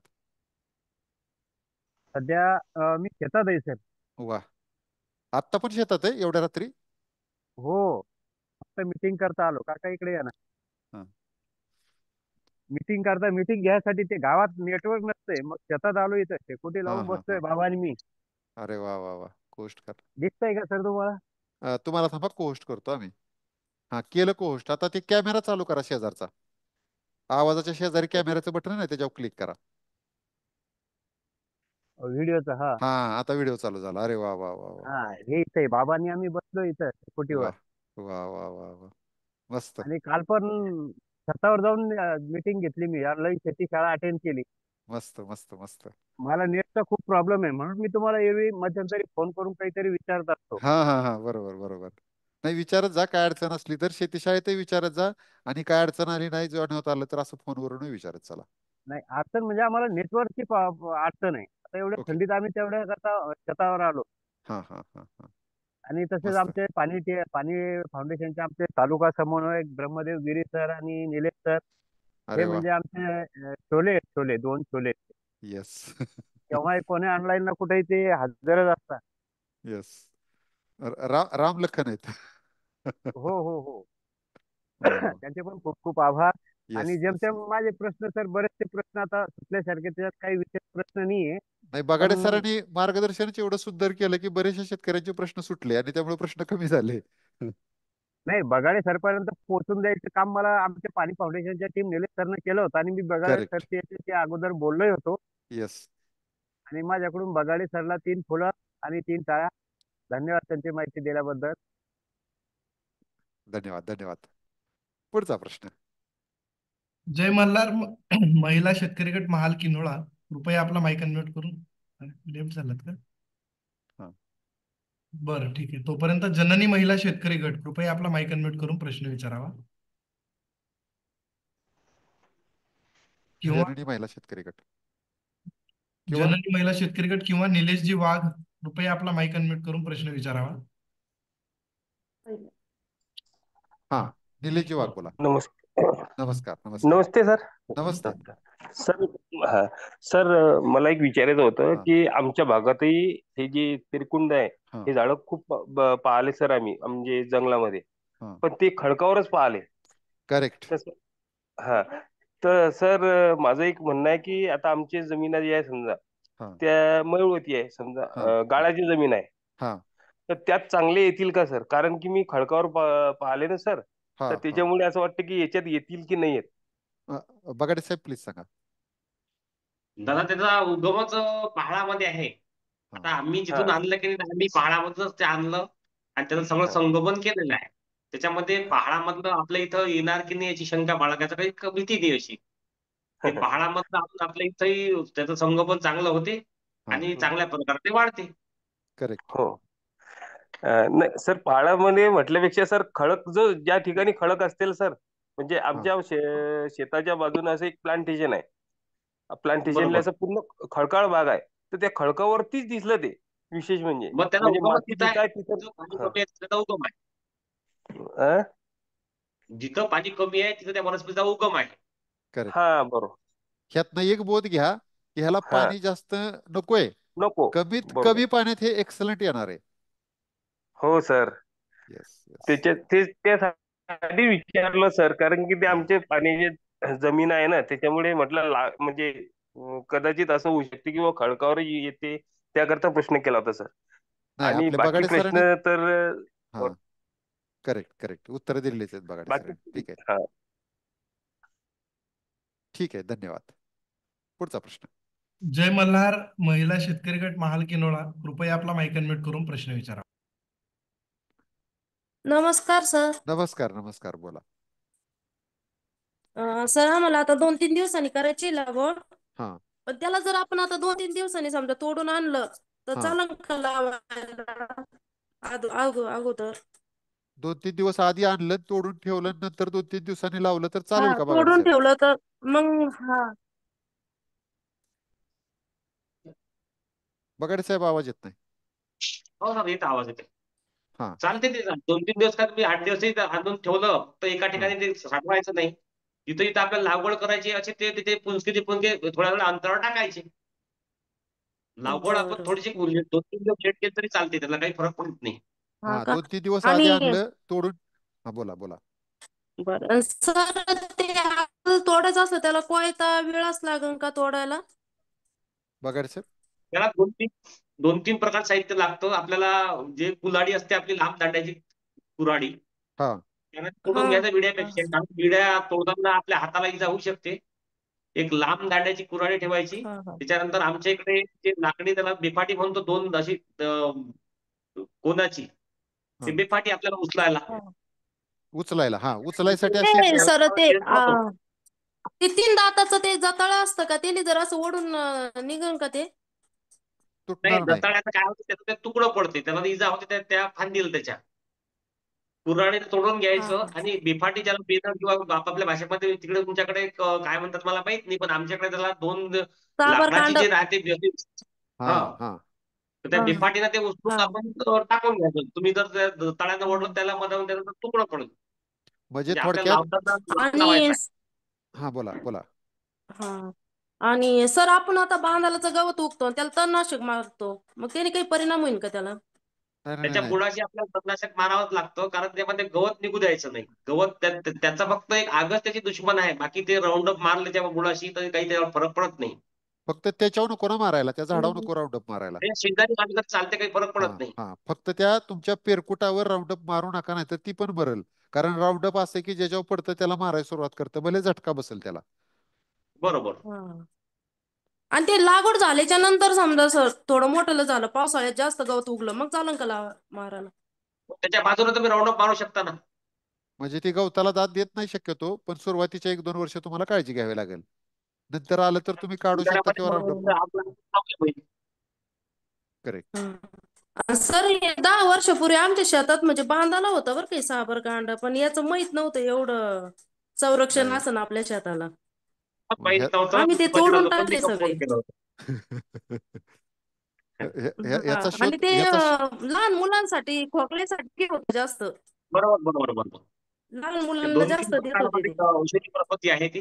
हा त्याचं सर खोकल्यामध्ये आमचे जे हा जुने लोक आहेत आमच्या गावातले वयस्कर लोक हा त्याचं थोडं तुकडं तोडून आणतात ते याच्यामध्ये आगीमध्ये भाजतात त्याचं आणि थोडेसे ते 2-3 थेंब एका कपभर पाण्यामध्ये त्याचे ते थेंब काढून ते ज्याला खोकला वगैरे आहे त्याला ते देतात. हा आणि दुसरं असतं मुळव्याधमध्ये जे कोंब असतात त्याचा तो हा धागा कोंब कापाडी धागा जो आहे त्याचा पण ते असं काही जाणकार लोकांनी सांगितलं. वा म्हणजे त्याचे मेडिसिनल उपयोग पण आहेत, पण आपण सध्या तरी बरोबर. जनावरांसाठीच वापरू. ओके, धन्यवाद. पुढचा प्रश्न. मैत्री संघ महिला शेतकरी गट कान्हेरी सरप किंवा जननी महिला शेतकरी गट, कृपया आपला माईक अनम्यूट करून. हा मैत्री संघ. नमस्कार नमस्कार, बोला. कान्हेरी सरप मैत्री संघ महिला शेतकरी गट, बोला. नमस्कार सर. नमस्कार नमस्कार, बोला. जननी महिला शेतकरी गट बाजार सावंगी. हा हा, बोला बोला, नमस्कार.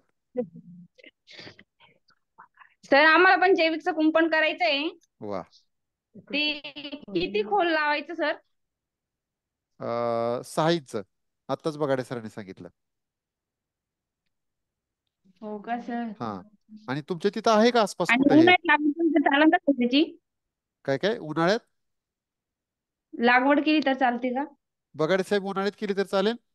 नाही सर आपल्या इकडं तापमान खूप जास्त असते. कान्हे सरप म्हणजे आमचा अकोला एरिया आहे ते. हा तिथं तापमान असते 45 पर्यंत साधारण. बरोबर, त्यामुळे ते मरायचे चान्सेस साधारण वाढतात. 15 दिवस त्याची लागवड आपली पहिला पाऊस झाला की त्याची लागवड केली तर एकदम चांगलं राहील सर ते. हा, आलं लक्षात. पहिला पाऊस झाला की तुम्ही लागवड करू शकता.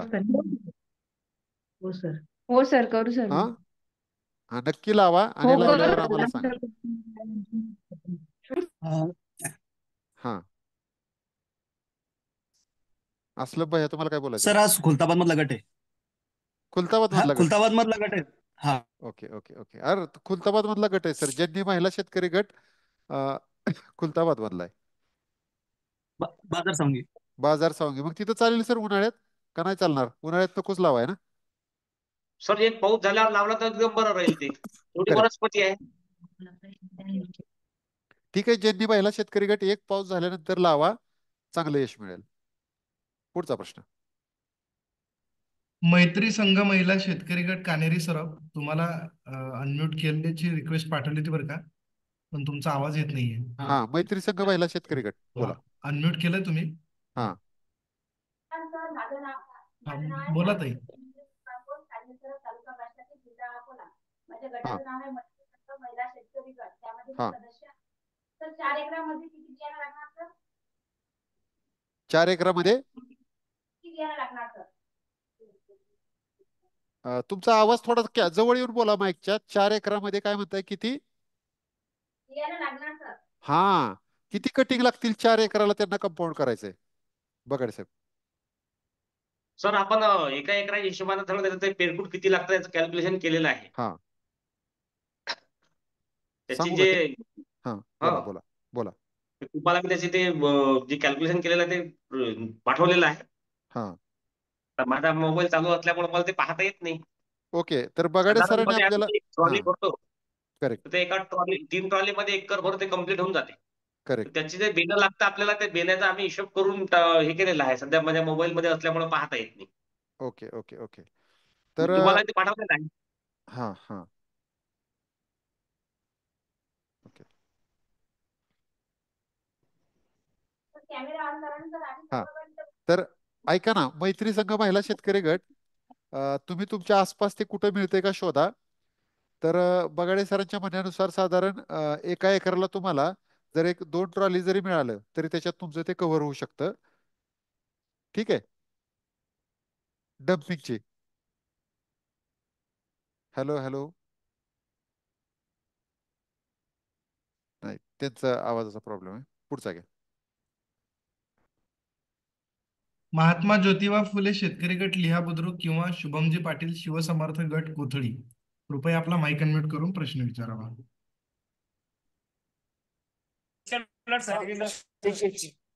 हॅलो. हॅलो, हा नमस्कार, बोला.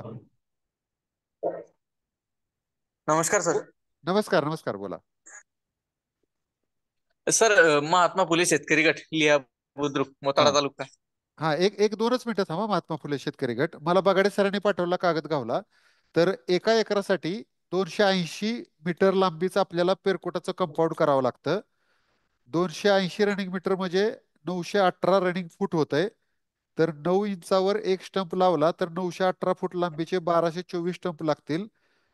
म्हणजे त्यांच्या म्हणण्यानुसार 3 ट्रॉली जर आपण पेरकुट आणलं तर 1 एकर कव्हर होऊ शकतो चारही बाजूनं. बरोबर ना बघाडे सर? हो सर. 3 ट्रॉली आणले तर 1 एकर कव्हर होऊ शकतो चारही बाजूनं. पण तुम्ही पहिला बरोबर. अभ्यास करा की चारही बाजूनं करायची गरज आहे का, त्याचे सगळ्यांनी एकत्र येऊन जर केलं तर कदाचित कमी ह्याच्यात तुमचा एरिया कव्हर होऊ शकतो. महात्मा फुले शेतकरी गट तुम्ही विचारा प्रश्न. सर नमस्कार. सर आमचा असा नमस्कार. प्रश्न होता त्या काटेरी कुंपणाच्या अनुषंगानं हा की त्याचे जे काठी असतात सर हा ते जर आपल्या हाताला पायाला म्हणजे जर शरीराला त्याच समजा ते टुसले काही इजा झाली हा तर त्याचं काही विषबाधा वगैरे असं काही होते का? आता बघा. दुष्परिणाम त्याचं काही होते का हा शरीरावर? आता बघा आम्ही हिंमतग्रामला लावलं होतं. पाणी फाउंडेशनचं एक आम्ही तिथं लावलं होतं. पाणी फाउंडेशनच्या माध्यमातून आम्ही सगळे होतो. तर मला 2 वेळा टोचला काटा. तर मला कुठलीही काही विषबाधा नाही, बरोबर. काय काही नाही होत. फक्त ते टोचल्यानंतर थोडं दुसऱ्या दिवशी ठणकतो जोरात. बाकी काही दुखत नाही, काय होत नाही. बघाडे सर तुम्ही सांगा तुमचा अनुभव किती वेळा पण टोचला त्याला असेल? खाण्याला थोडा लावला आपला हा तर त्याचं जे वेदना आहे हे कमी होत जाते असा आमचा अनुभव आहे. बरोबर. करेक्ट. काय लावलं तर? खाण्याला सोडा आपण बेसिक सोडा म्हणतो की नाही खाण्याचा हा खाण्याचा सोडा. ओके. सोडा. खाण्याचा सोडा. सोडा लावला की थोडं वेदना कमी होतात. पण एवढं दुखत नाही हो. बरं का. मला टोचून मला काहीच वाटलं नाही. म्हणजे तुम्ही तर शेतकरी सगळे, काहीच होणार नाही तुम्हाला. चालेल चालेल. ठीक आहे. Okay okay. माऊली ज्ञानेश्वर कृपया आपला माईक अनम्यूट करून प्रश्न विचारावा. सर नमस्कार सर्वांना. हा माऊली बोला. बगाडे साहेब नमस्कार. आपण 31 तारखेला भेटलो होतो. आमची सर्व टीम आपल्याकडे आली होती. परत भेटून खूप छान वाटतंय. आम्ही काही दिवसापूर्वी म्हणजे 27 डिसेंबरला आता उंच भरारी महिला शेतकरी गट आपल्याशी बोललात. त्यांनी हे पेरकुट लागवड केली आहे. त्यांचा एक व्हिडिओ आहे. मी विनंती करेन शुभम सरला तो आपण बघावा. येस. आणि हे योग्य पद्धतीने लागवड झालेली का कृपया आपण तेवढं मार्गदर्शन करावं. मोठा करा. चल चल उचल तू पहार जीवाची अन खद खद खदत तुझा रे खोल खोल दगडात तुया मया काळे जात धड धड धडकत याज एकली ही जरी वाट रखमाई तुया साथ नग थांबूर करून दावर आता पाण्याचा घुमेनाद चल चल चल चल उचल तू पहार जीवाची अन खद खद खदत तुझा रे खोल खोल दगडात तुया मया काळे जात धड धड धडकत याज नग थांबूरा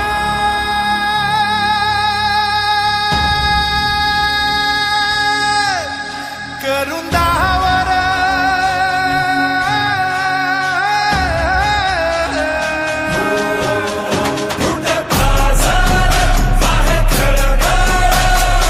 उसळली जी रगातून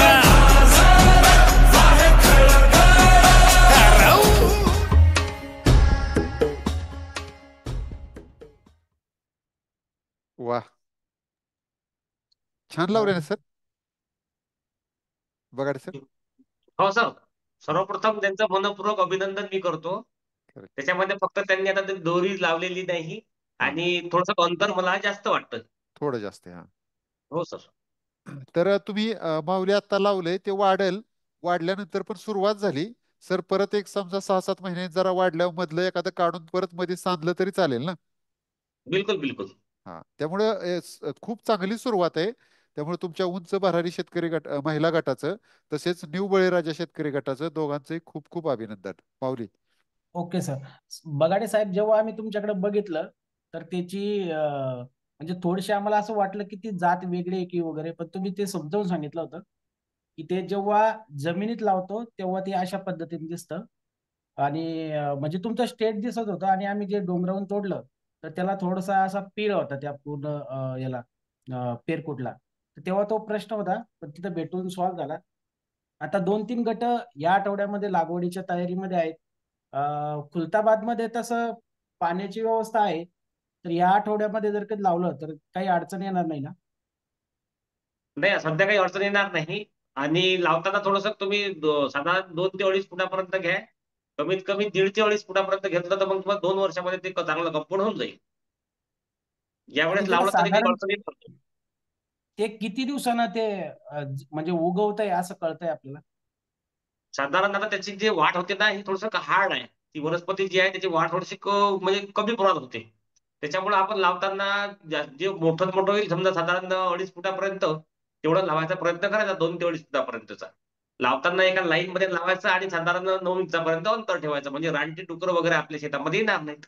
त्यांचं म्हणणं आहे नाही, की आज मी लावल्यानंतर किती दिवसांनी त्याला असं पालवी फुटते किंवा असं ती वाढताना दिसतं, किती महिन्यांनी? सर साधारण 20-22 दिवसानंतर त्याला खाली मुळं म्हणजे थोडेसे फुटवे यायला लागतात. हा. आणि साधारण समजा महिन्यापर्यंत त्याला लहान लहान पहिले पानं यायला सुरुवात होते. वरचा जो भाग आहे याच्यामध्ये थोडेसे पाणी निघायला सुरुवात होते आणि बाकीचे जे भाग आहे याच्यामध्ये थोडं थोडं पानं यायला तर सुरुवात होते महिन्याभरापर्यंत. म्हणजे महिन्याच्या पुढे माऊली दिसायला सुरुवात होईल. आणि थंडीचा जो पिरियड असला साधे असा, तर त्या थंडीच्या पिरियड मध्ये जे आता हिरवी पानाची पानगळ होऊन जाते पूर्ण. संक्रांतीनंतर ते ऊन तापायला लागतं, ते त्याला ऊन मानवतं. तेव्हा त्याला नवीन पानं यायला सुरुवात होते. येस, धन्यवाद बगाडे सर. धन्यवाद धन्यवाद. पुढचा प्रश्न. शुभमजी पाटील किंवा शिवसामर्थ्य शेतकरी गट कोथळी, कृपया आपला माइक अनम्यूट करून प्रश्न विचारावा. शुभमजी पाटील किंवा शिवसामर्थ्य. हा, नमस्कार सर. नमस्कार, बोला. सर, सर्वात आधी पाणी फाउंडेशनचे शिवसामर्थ्य शेतकरी गटाकडून मनापासून धन्यवाद सर. धन्यवाद सर. आम्ही यावेळेस आहे ना सर, शेतीमध्ये SOP करून सर्व गोष्टीचं काटेकोरपणे पालन करून यावर्षी कापसाची आम्ही एकरी 9ची झर्ती घेतली सर, आणि आमच्या गावातील 7चीच झर्ती लागली, कारण की पावसामुळे जास्त नुकसान झालं. मस्त मस्त. पण 9 आणि वर गेला म्हणजे चांगलं आहे, तसं काय वाईट नाही. नाही सर, तसं तर आमचा आकडा 13-14 पर्यंत होता. हा हा, ठीक आहे, थोडं निसर्गामुळे. हा, आणि गिरे सरांचं आणि बळे सरांचं आम्हाला सतत मार्गदर्शन भेटलं सर. येस, त्यांचे सुद्धा मनापासून धन्यवाद. आणि सर, शेतकऱ्याला राजा म्हणतात हे मला जेव्हा मी माझ्या गावामध्ये गट तयार केला तेव्हा मला वाटलं, कारण की सर शेतकऱ्याची काळजी एवढं कोणीच घेत नाही सर, एवढं पाणी फाउंडेशन घेते सर. आणि आम्ही आता कापूस वगैरे वेचणं झालं सर आमचा, जेव्हा विक्रीला काढला तेव्हा निलेश बडे सरांनी आम्हाला त्याच्यात पण मदत केली. CCI ला आमचा कापूस लावला, तिथे आम्हाला 7,300 रुपये भाव भेटला. गावामध्ये 7,000च भाव चालू आहे. हा हा हा.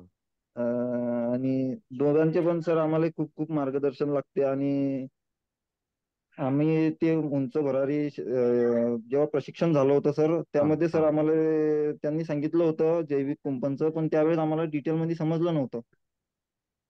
पण आज सगळं कळलं ना, क्लिअर कट? हो सर, आज आम्हाला क्लिअर एकदम समजलं सर. कारण आज आम्ही घेऊन आलो होतो एक पॅकेज, की बगाडे सर बरोबर असले म्हणजे तुम्हाला सगळे प्रश्नाची उत्तर 100% मिळणार. हो सर, आम्हाला 100% आमचे उत्तर भेटले सर. येस, आम्ही लवकरच सर जैविक कुंपणचं नक्की विचार करा. लावणारच आहे सर आम्ही. येस येस, धन्यवाद. आणि सर त्याला जागा किती लागते? जागा म्हणजे तुमचा बांध जर 1.5 ते 2 फुटाचा असेल तर बास झालं. हो, आणि सर ते झाडं इकडे वाढणाऱ्याचा काही एवढा त्रास नाही आहे, पण मग त्याच्या खाली जर ते लावले तर ते होतील का? झाडाखाली लावली तर चालतील का बगाडे साहेब? हे आधीच झाड आहे एखादं ते त्याच्या खाली. चालतं. चालतंय, त्याला ठीक सर आहे, सावलीत लावता काही फरक पडत नाही सर. चालेल, ठीक आहे. Okay sir. ओके, पुढचा प्रश्न. बळीराजा कृषी मित्र शेतकरी गट खंडाळा तालुका वैजापूर किंवा दिनेशजी महालकर, कृपया आपला प्रश्न विचारावा. हॅलो. हा, नमस्कार, बोला. हा, नमस्कार. नमस्कार. सर, आमचा प्रश्न असा होता का आमची जमीन आहे ना एकदम हलकी आहे, म्हणजे मुरमाड आहे एकदम. हा. आणि डोंगर आहे असं टेकडी सारखं. तिथं लावलं चालन का? आणि समजा आमच्याकडे पाण्याची व्यवस्था चांगली बरं का?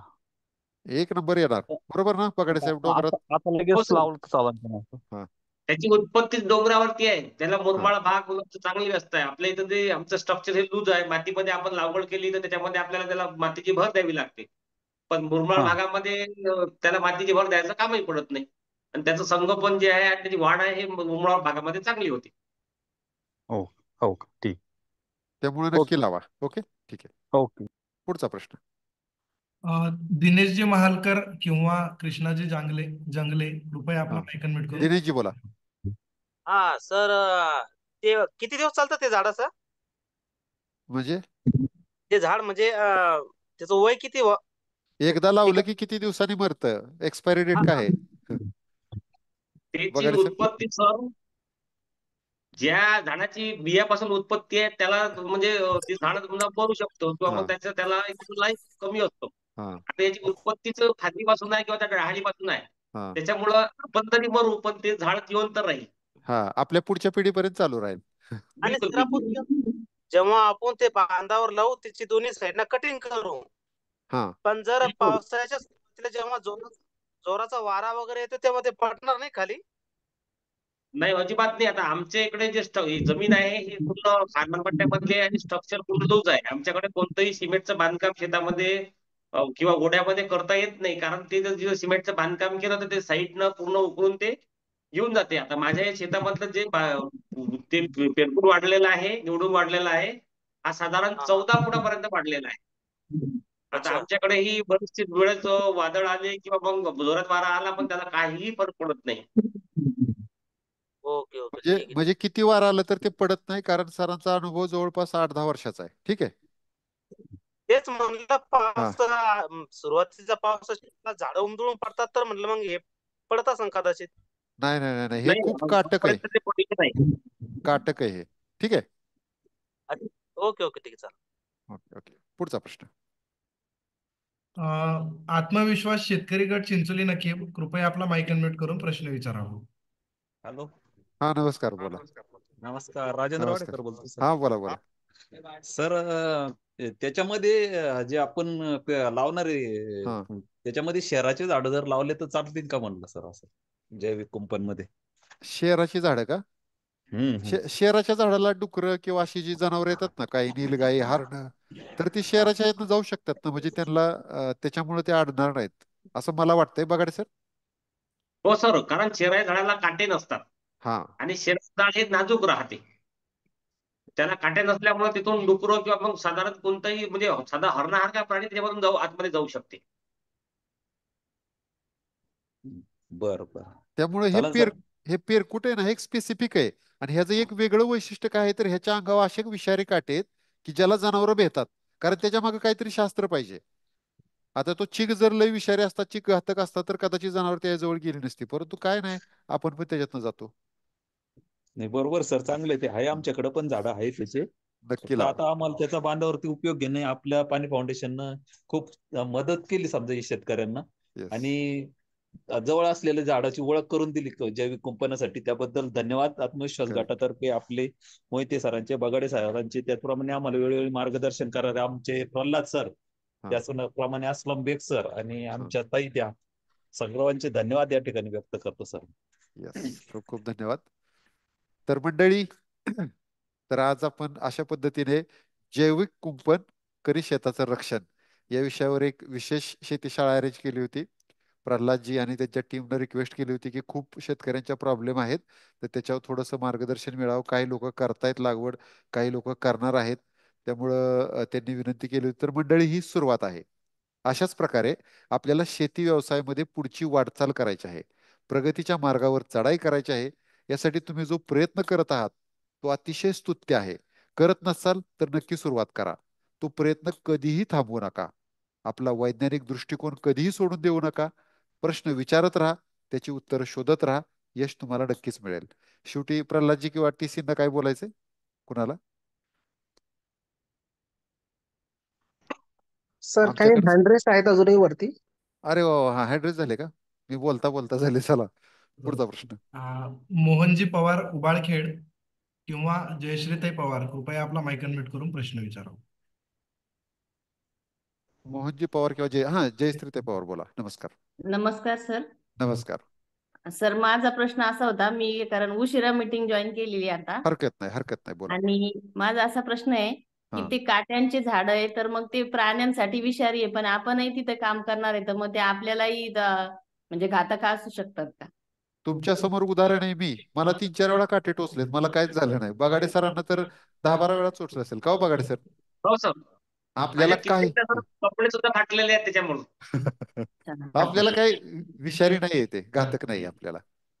कारण मी ऐकलेलं आहे की निवडुंगाचे काटे खूप विषारी असतात, म्हणजे ते साबर म्हणजेच निवडुंगच ना, एकच आहे ना ते दोन्ही. हो आता हे आपण जे लावणार आहे ते साबर आहे का? तुम्ही काय करा मॅडम, आता बघा तुमच्या समोर मी एक फोटो दाखवतो, दिसतोय का तुम्हाला फोटो? अजून नाही दिसला. दिसला का हो आता? हो हा, दिसतोय. तर ह्याच्यात वर जे आहे ना, वर हो हो फुली मारली अजिबात वापरायचं नाही. खाली जी दिसतंय का टिक केली, हा हा ती वापरायचं. ह्याला म्हणतात पेरकुट. आता हे तुमच्यासारखंच आहे का बघा?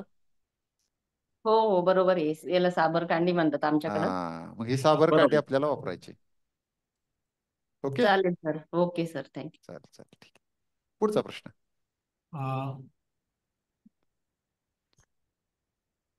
जय नाही जयश्री पवार मोहनजी दादा. पवार उबाळखेड, कृपया आपला माईक अनम्यूट करून प्रश्न विचारावा. मोहनजी पवार बोला. नमस्कार. किंवा ब्रह्मदेवजी गिरी. मोहन पवार घेतल्यानंतर ब्रह्मदेवजींकडे जाऊ. मोहन पवार उबाळखेडवाले बोलू शकता, त्यांचा बहुतेक मानबीट होत नाही. हा, ब्रह्मदेवजी. सर नमस्कार. नमस्कार. माझा प्रश्न नाही आहे. हा. पाणी टीम मध्ये काम करत असल्यामुळे आणि मोताळ्यामध्ये म्हणजे आता आमची सगळी टीम 31 डिसेंबरला जगन भाऊकडे जाऊन आली. वा. तर मला म्हणजे आम्ही भेटून आलो, ते पाहून आलो सगळं. त्यांचं शेत 30 एकरावरती सध्या केलं आहे, उर्वरित 40 एकरावरती त्यांनी प्लांटेशन चालू केलं आहे. म्हणजे 70 एकर जमिनीला नैसर्गिक कुंपण त्यांनी त्यांच्या सातत्यपूर्ण प्रयत्नातून केला आहे. तर पाणी टीम मध्ये काम करत असताना आमच्या मनात प्रश्न होते की असं काही शक्य असू शकतं का, की ते जैविक कुंपण केल्यानंतर त्याच्यामधनं ससा पण जाणार नाही.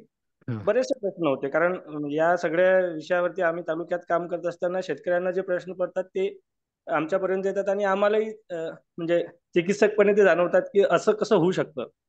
पण ज्यावेळेस जगन भाऊच्या शेताला आम्ही भेट दिली, पूर्ण दिवस त्यांच्यासोबत घालवला आणि त्यांच्याकडनं ते प्रत्यक्ष बघितलं, कशा पद्धतीने व्यवस्थापन केलं आणि आजची त्यांची परिस्थिती कशी आहे इतर शेतकऱ्यांच्या तुलनेने ते पण पाहिलं तर आम्हाला ते पाहून आम्ही अक्षरशः भारावून गेलो की सध्या शेतकऱ्यांना जो वन्य प्राण्यांचा त्रास आहे त्याच्यासाठी चिरकाल टिकणारा जर कोणता सोल्युशन असेल तर ते जे आता आपण जैविक कुंपणावरती चर्चा करतो ते. आणि ह्या सगळ्या गोष्टी ज्या आहेत मी म्हणजे आवाहन करेल, आता सगळी आपली 3-4 तालुक्यातली शेतकरी मंडळी आहेत, फिल्म आहे, जगन भाऊचं मार्गदर्शन आहे, आपली शेतीशाळाही आहे, पण अजूनही आपल्या मनामध्ये साशंकता असेल की असं कसं होऊ शकतं का, शेतामध्ये हे सक्सेस होऊ शकतं का, बांधावरती लावल्यानंतर शेजाऱ्याला त्याचा त्रास होईल का, किंवा ती किती जागा व्यापतं. तर मला असं वाटतं की आपल्या प्रगतशील शेतकऱ्यांनी जशा इतर शेतकऱ्यांना भेटी देऊन त्यांच्या शेतीमधलं तंत्रज्ञान शिकून घेतलंय, तसं एकदा जगन भाऊच्या शेताला भेट दिली पाहिजे ज्यांच्या मनामध्ये प्रश्न असतील. कारण जोपर्यंत आपण हे प्रत्यक्ष डोळ्याने पाहत नाही तोपर्यंत आपल्या मनामध्ये ते रुजणार नाही, आणि मनामध्ये जोपर्यंत रुजणार नाही ते तोपर्यंत शेतामध्ये ते अप्लाय होणार नाही आणि आपला त्रास कमी होणार नाही. तर मी सगळ्यांना विनंती करेल की आपण प्रत्यक्ष जर जाता आलं तर ते बघावं. आणि निश्चितच म्हणजे जगन भाऊचं यासाठी कौतुक करावं तेवढं कमी आहे, कारण त्यांनी 8-10 वर्षाआधी जी सुरुवात केली त्यावेळेस त्यांना कोणाचंच मार्गदर्शन नव्हतं. बरोबर. त्यांनी तो प्रयोग केला, तो आपल्यासाठी दिशादर्शक आहे आणि आपण त्यांच्या मार्गदर्शनातून ही चळवळ पुढे नेतोय. तर त्यासाठी परत एकदा आमच्या सगळ्या पाणी टीम कडनं जगन भाऊचं खूप खूप स्वागत आणि त्यांना खूप खूप धन्यवाद की त्यांनी हा प्रयोग केला, म्हणून आज त्यांच्या विचारावरती त्यांच्या मार्गावरती आपण हे सगळे प्रयत्न करताय.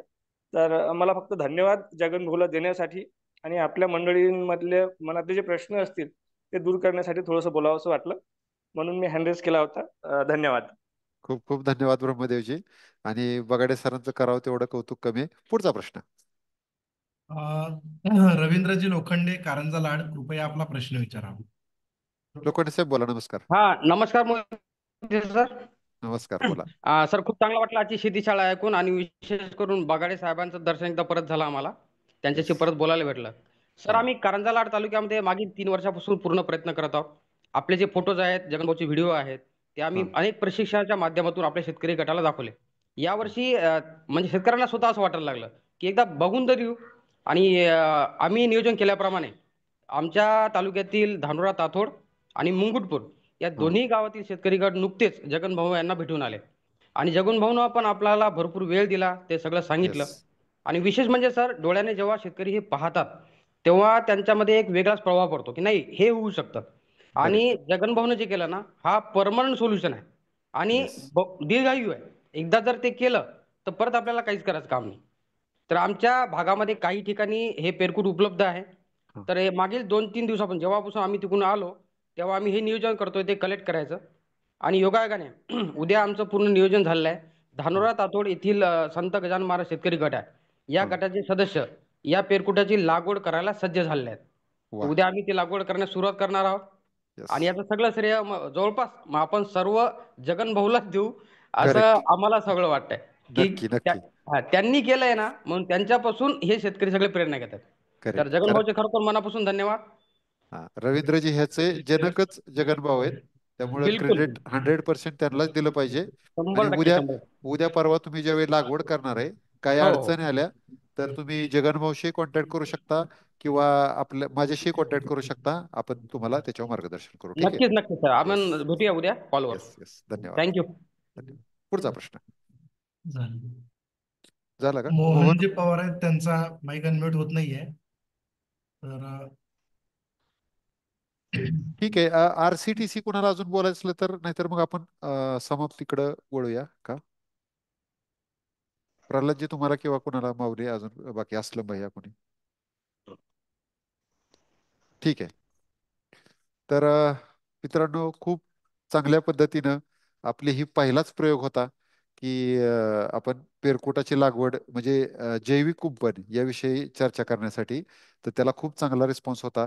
अगदी पहिल्यापासून म्हणजे 100च्या वर आकडा गेला होता. अशी एक शेतीशाळा असून आणि 4 तालुक्यापुरती असून सुद्धा प्रश्नही खूप इंटरेस्टिंग आले. त्याला तेवढीच चांगल्या पद्धतीनं उत्तर आपल्याला आपले प्रगतशील शेतकरी जगनभाऊ बगाडे सरांनी दिली. तर कृष्णा जंगलेचा एक प्रश्न घेऊ, परत ते नाराज होतील. हा, कृष्णाजी अनम्यूट करून प्रश्न विचारा. हा, नमस्कार, बोला. नमस्कार. तुमचा नेटवर्कचा घोळ दिसतोय थोडासा. हॅलो हॅलो, आता येतोय. हा, हॅलो, चढाव आवाज, चढाव आवाज. हा, आता येतोय, आता येतोय. डुकराचं पण म्हणलं डुकराचं पण दरबंधन होऊ शकतं ना या कंपाऊंड मुळे. डुक्कर प्राणी डुकर असू द्या, कुत्री असू द्या, काय असू द्या, अजिबात आज जाणार नाही. 100% गॅरंटी जगनभाऊची, आपली नाही. बरोबर. ओके ओके ओके, ठीक आहे कृष्णाजी. चालेल सर. मी 2दा-3दा ते ओपन केलं, पण मग ते माझा फोन करावा असल्यामुळे ते नाही. येस, तुम्ही आपली PPT बघितली नाही? PPT तर आम्ही सगळं नीलगाय दाखवली होती, डुकरं दाखवली होती, हरणं दाखवली होती, भरपूर काय काय दाखवलं होतं, माकडं सुद्धा. धन्यवाद. तर अशा पद्धतीने आपली आजची ही पेरकुट. एक मोहन भाऊंचा फोन आला होता, त्यांच्याकडनं हँडरेस होऊन माईक अनम्यूट होत नाहीये. त्यांचा एक प्रश्न त्यांनी मला फोनवर सांगितला की त्यांच्या शेतापर्यंत छोटी गाडी, छोटा हत्ती जाईल का त्यांना ते बेन आणण्यासाठी? जाते की, आम्ही ट्रॅक्टर मध्ये गेलो होतो तर ट्रॅक्टर जातो. बरोबर ना बघा साहेब? छोटा हत्ती म्हणून जाते जाते. निलेश भाऊ, ओके, थँक्यू. तुम्ही येणार असला तर आम्ही रस्ता करायला लावू, पण तुम्ही या प्लीज. गंमत केली तर धन्यवाद मित्रांनो, खूप चांगल्या पद्धतीने. बगाडे साहेब, तुम्हाला काय बोलायचंय? नाही सर, आता हे जे आमचं जे केलेलं आहे समजा कंपाऊंड वगैरे, हे माझं एकट्याचं श्रेय नाही. आता माझी जी टीम आहे सगळी, आता आमचे गजानन मानकर मागं बसलेले आहेत, दिसतात कारण बसलेलं आहे मागं, आमची 5-6 लोकांची तीम आहे. आमच्या हिम्मतग्रामला आम्हाला ज्यावेळी पेरकुट पाहिजे होतं त्यावेळी ती मागं बसलेली. त्यांचं नाव काय, फेटा बांधलाय? गजानन मानकर आहेत माझे. त्यांनी लय मदत केली होती, कापायला बिपायला, तिथं लावायला सुद्धा खूप मदत केली होती. हो, अशी सर आमची सगळी टीम आहे. म्हणजे टीम वर्क असल्यामुळे सगळं हे शक्य झालेलं आहे. Yes yes yes yes. आणि आमचा गट या स्पर्धेमध्ये गट आहे आमचा. Yes yes yes yes. तर तुम्ही जे सहकार्य करताय त्यामुळं, तुमच्यामुळेच हे आपण एक चळवळीचं रूप याला देतोय. तर तुमचं मानावं तेवढं आभार कमी आहेत.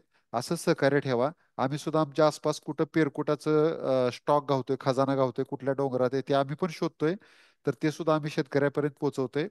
तर आपलं सहकार्य असंच राहावं विनंती करतो आणि आजची आपली पेरकुट जैविक कुंपणावरची शेतीशाळा संपली असं जाहीर करतो. धन्यवाद. नमस्कार. धन्यवाद.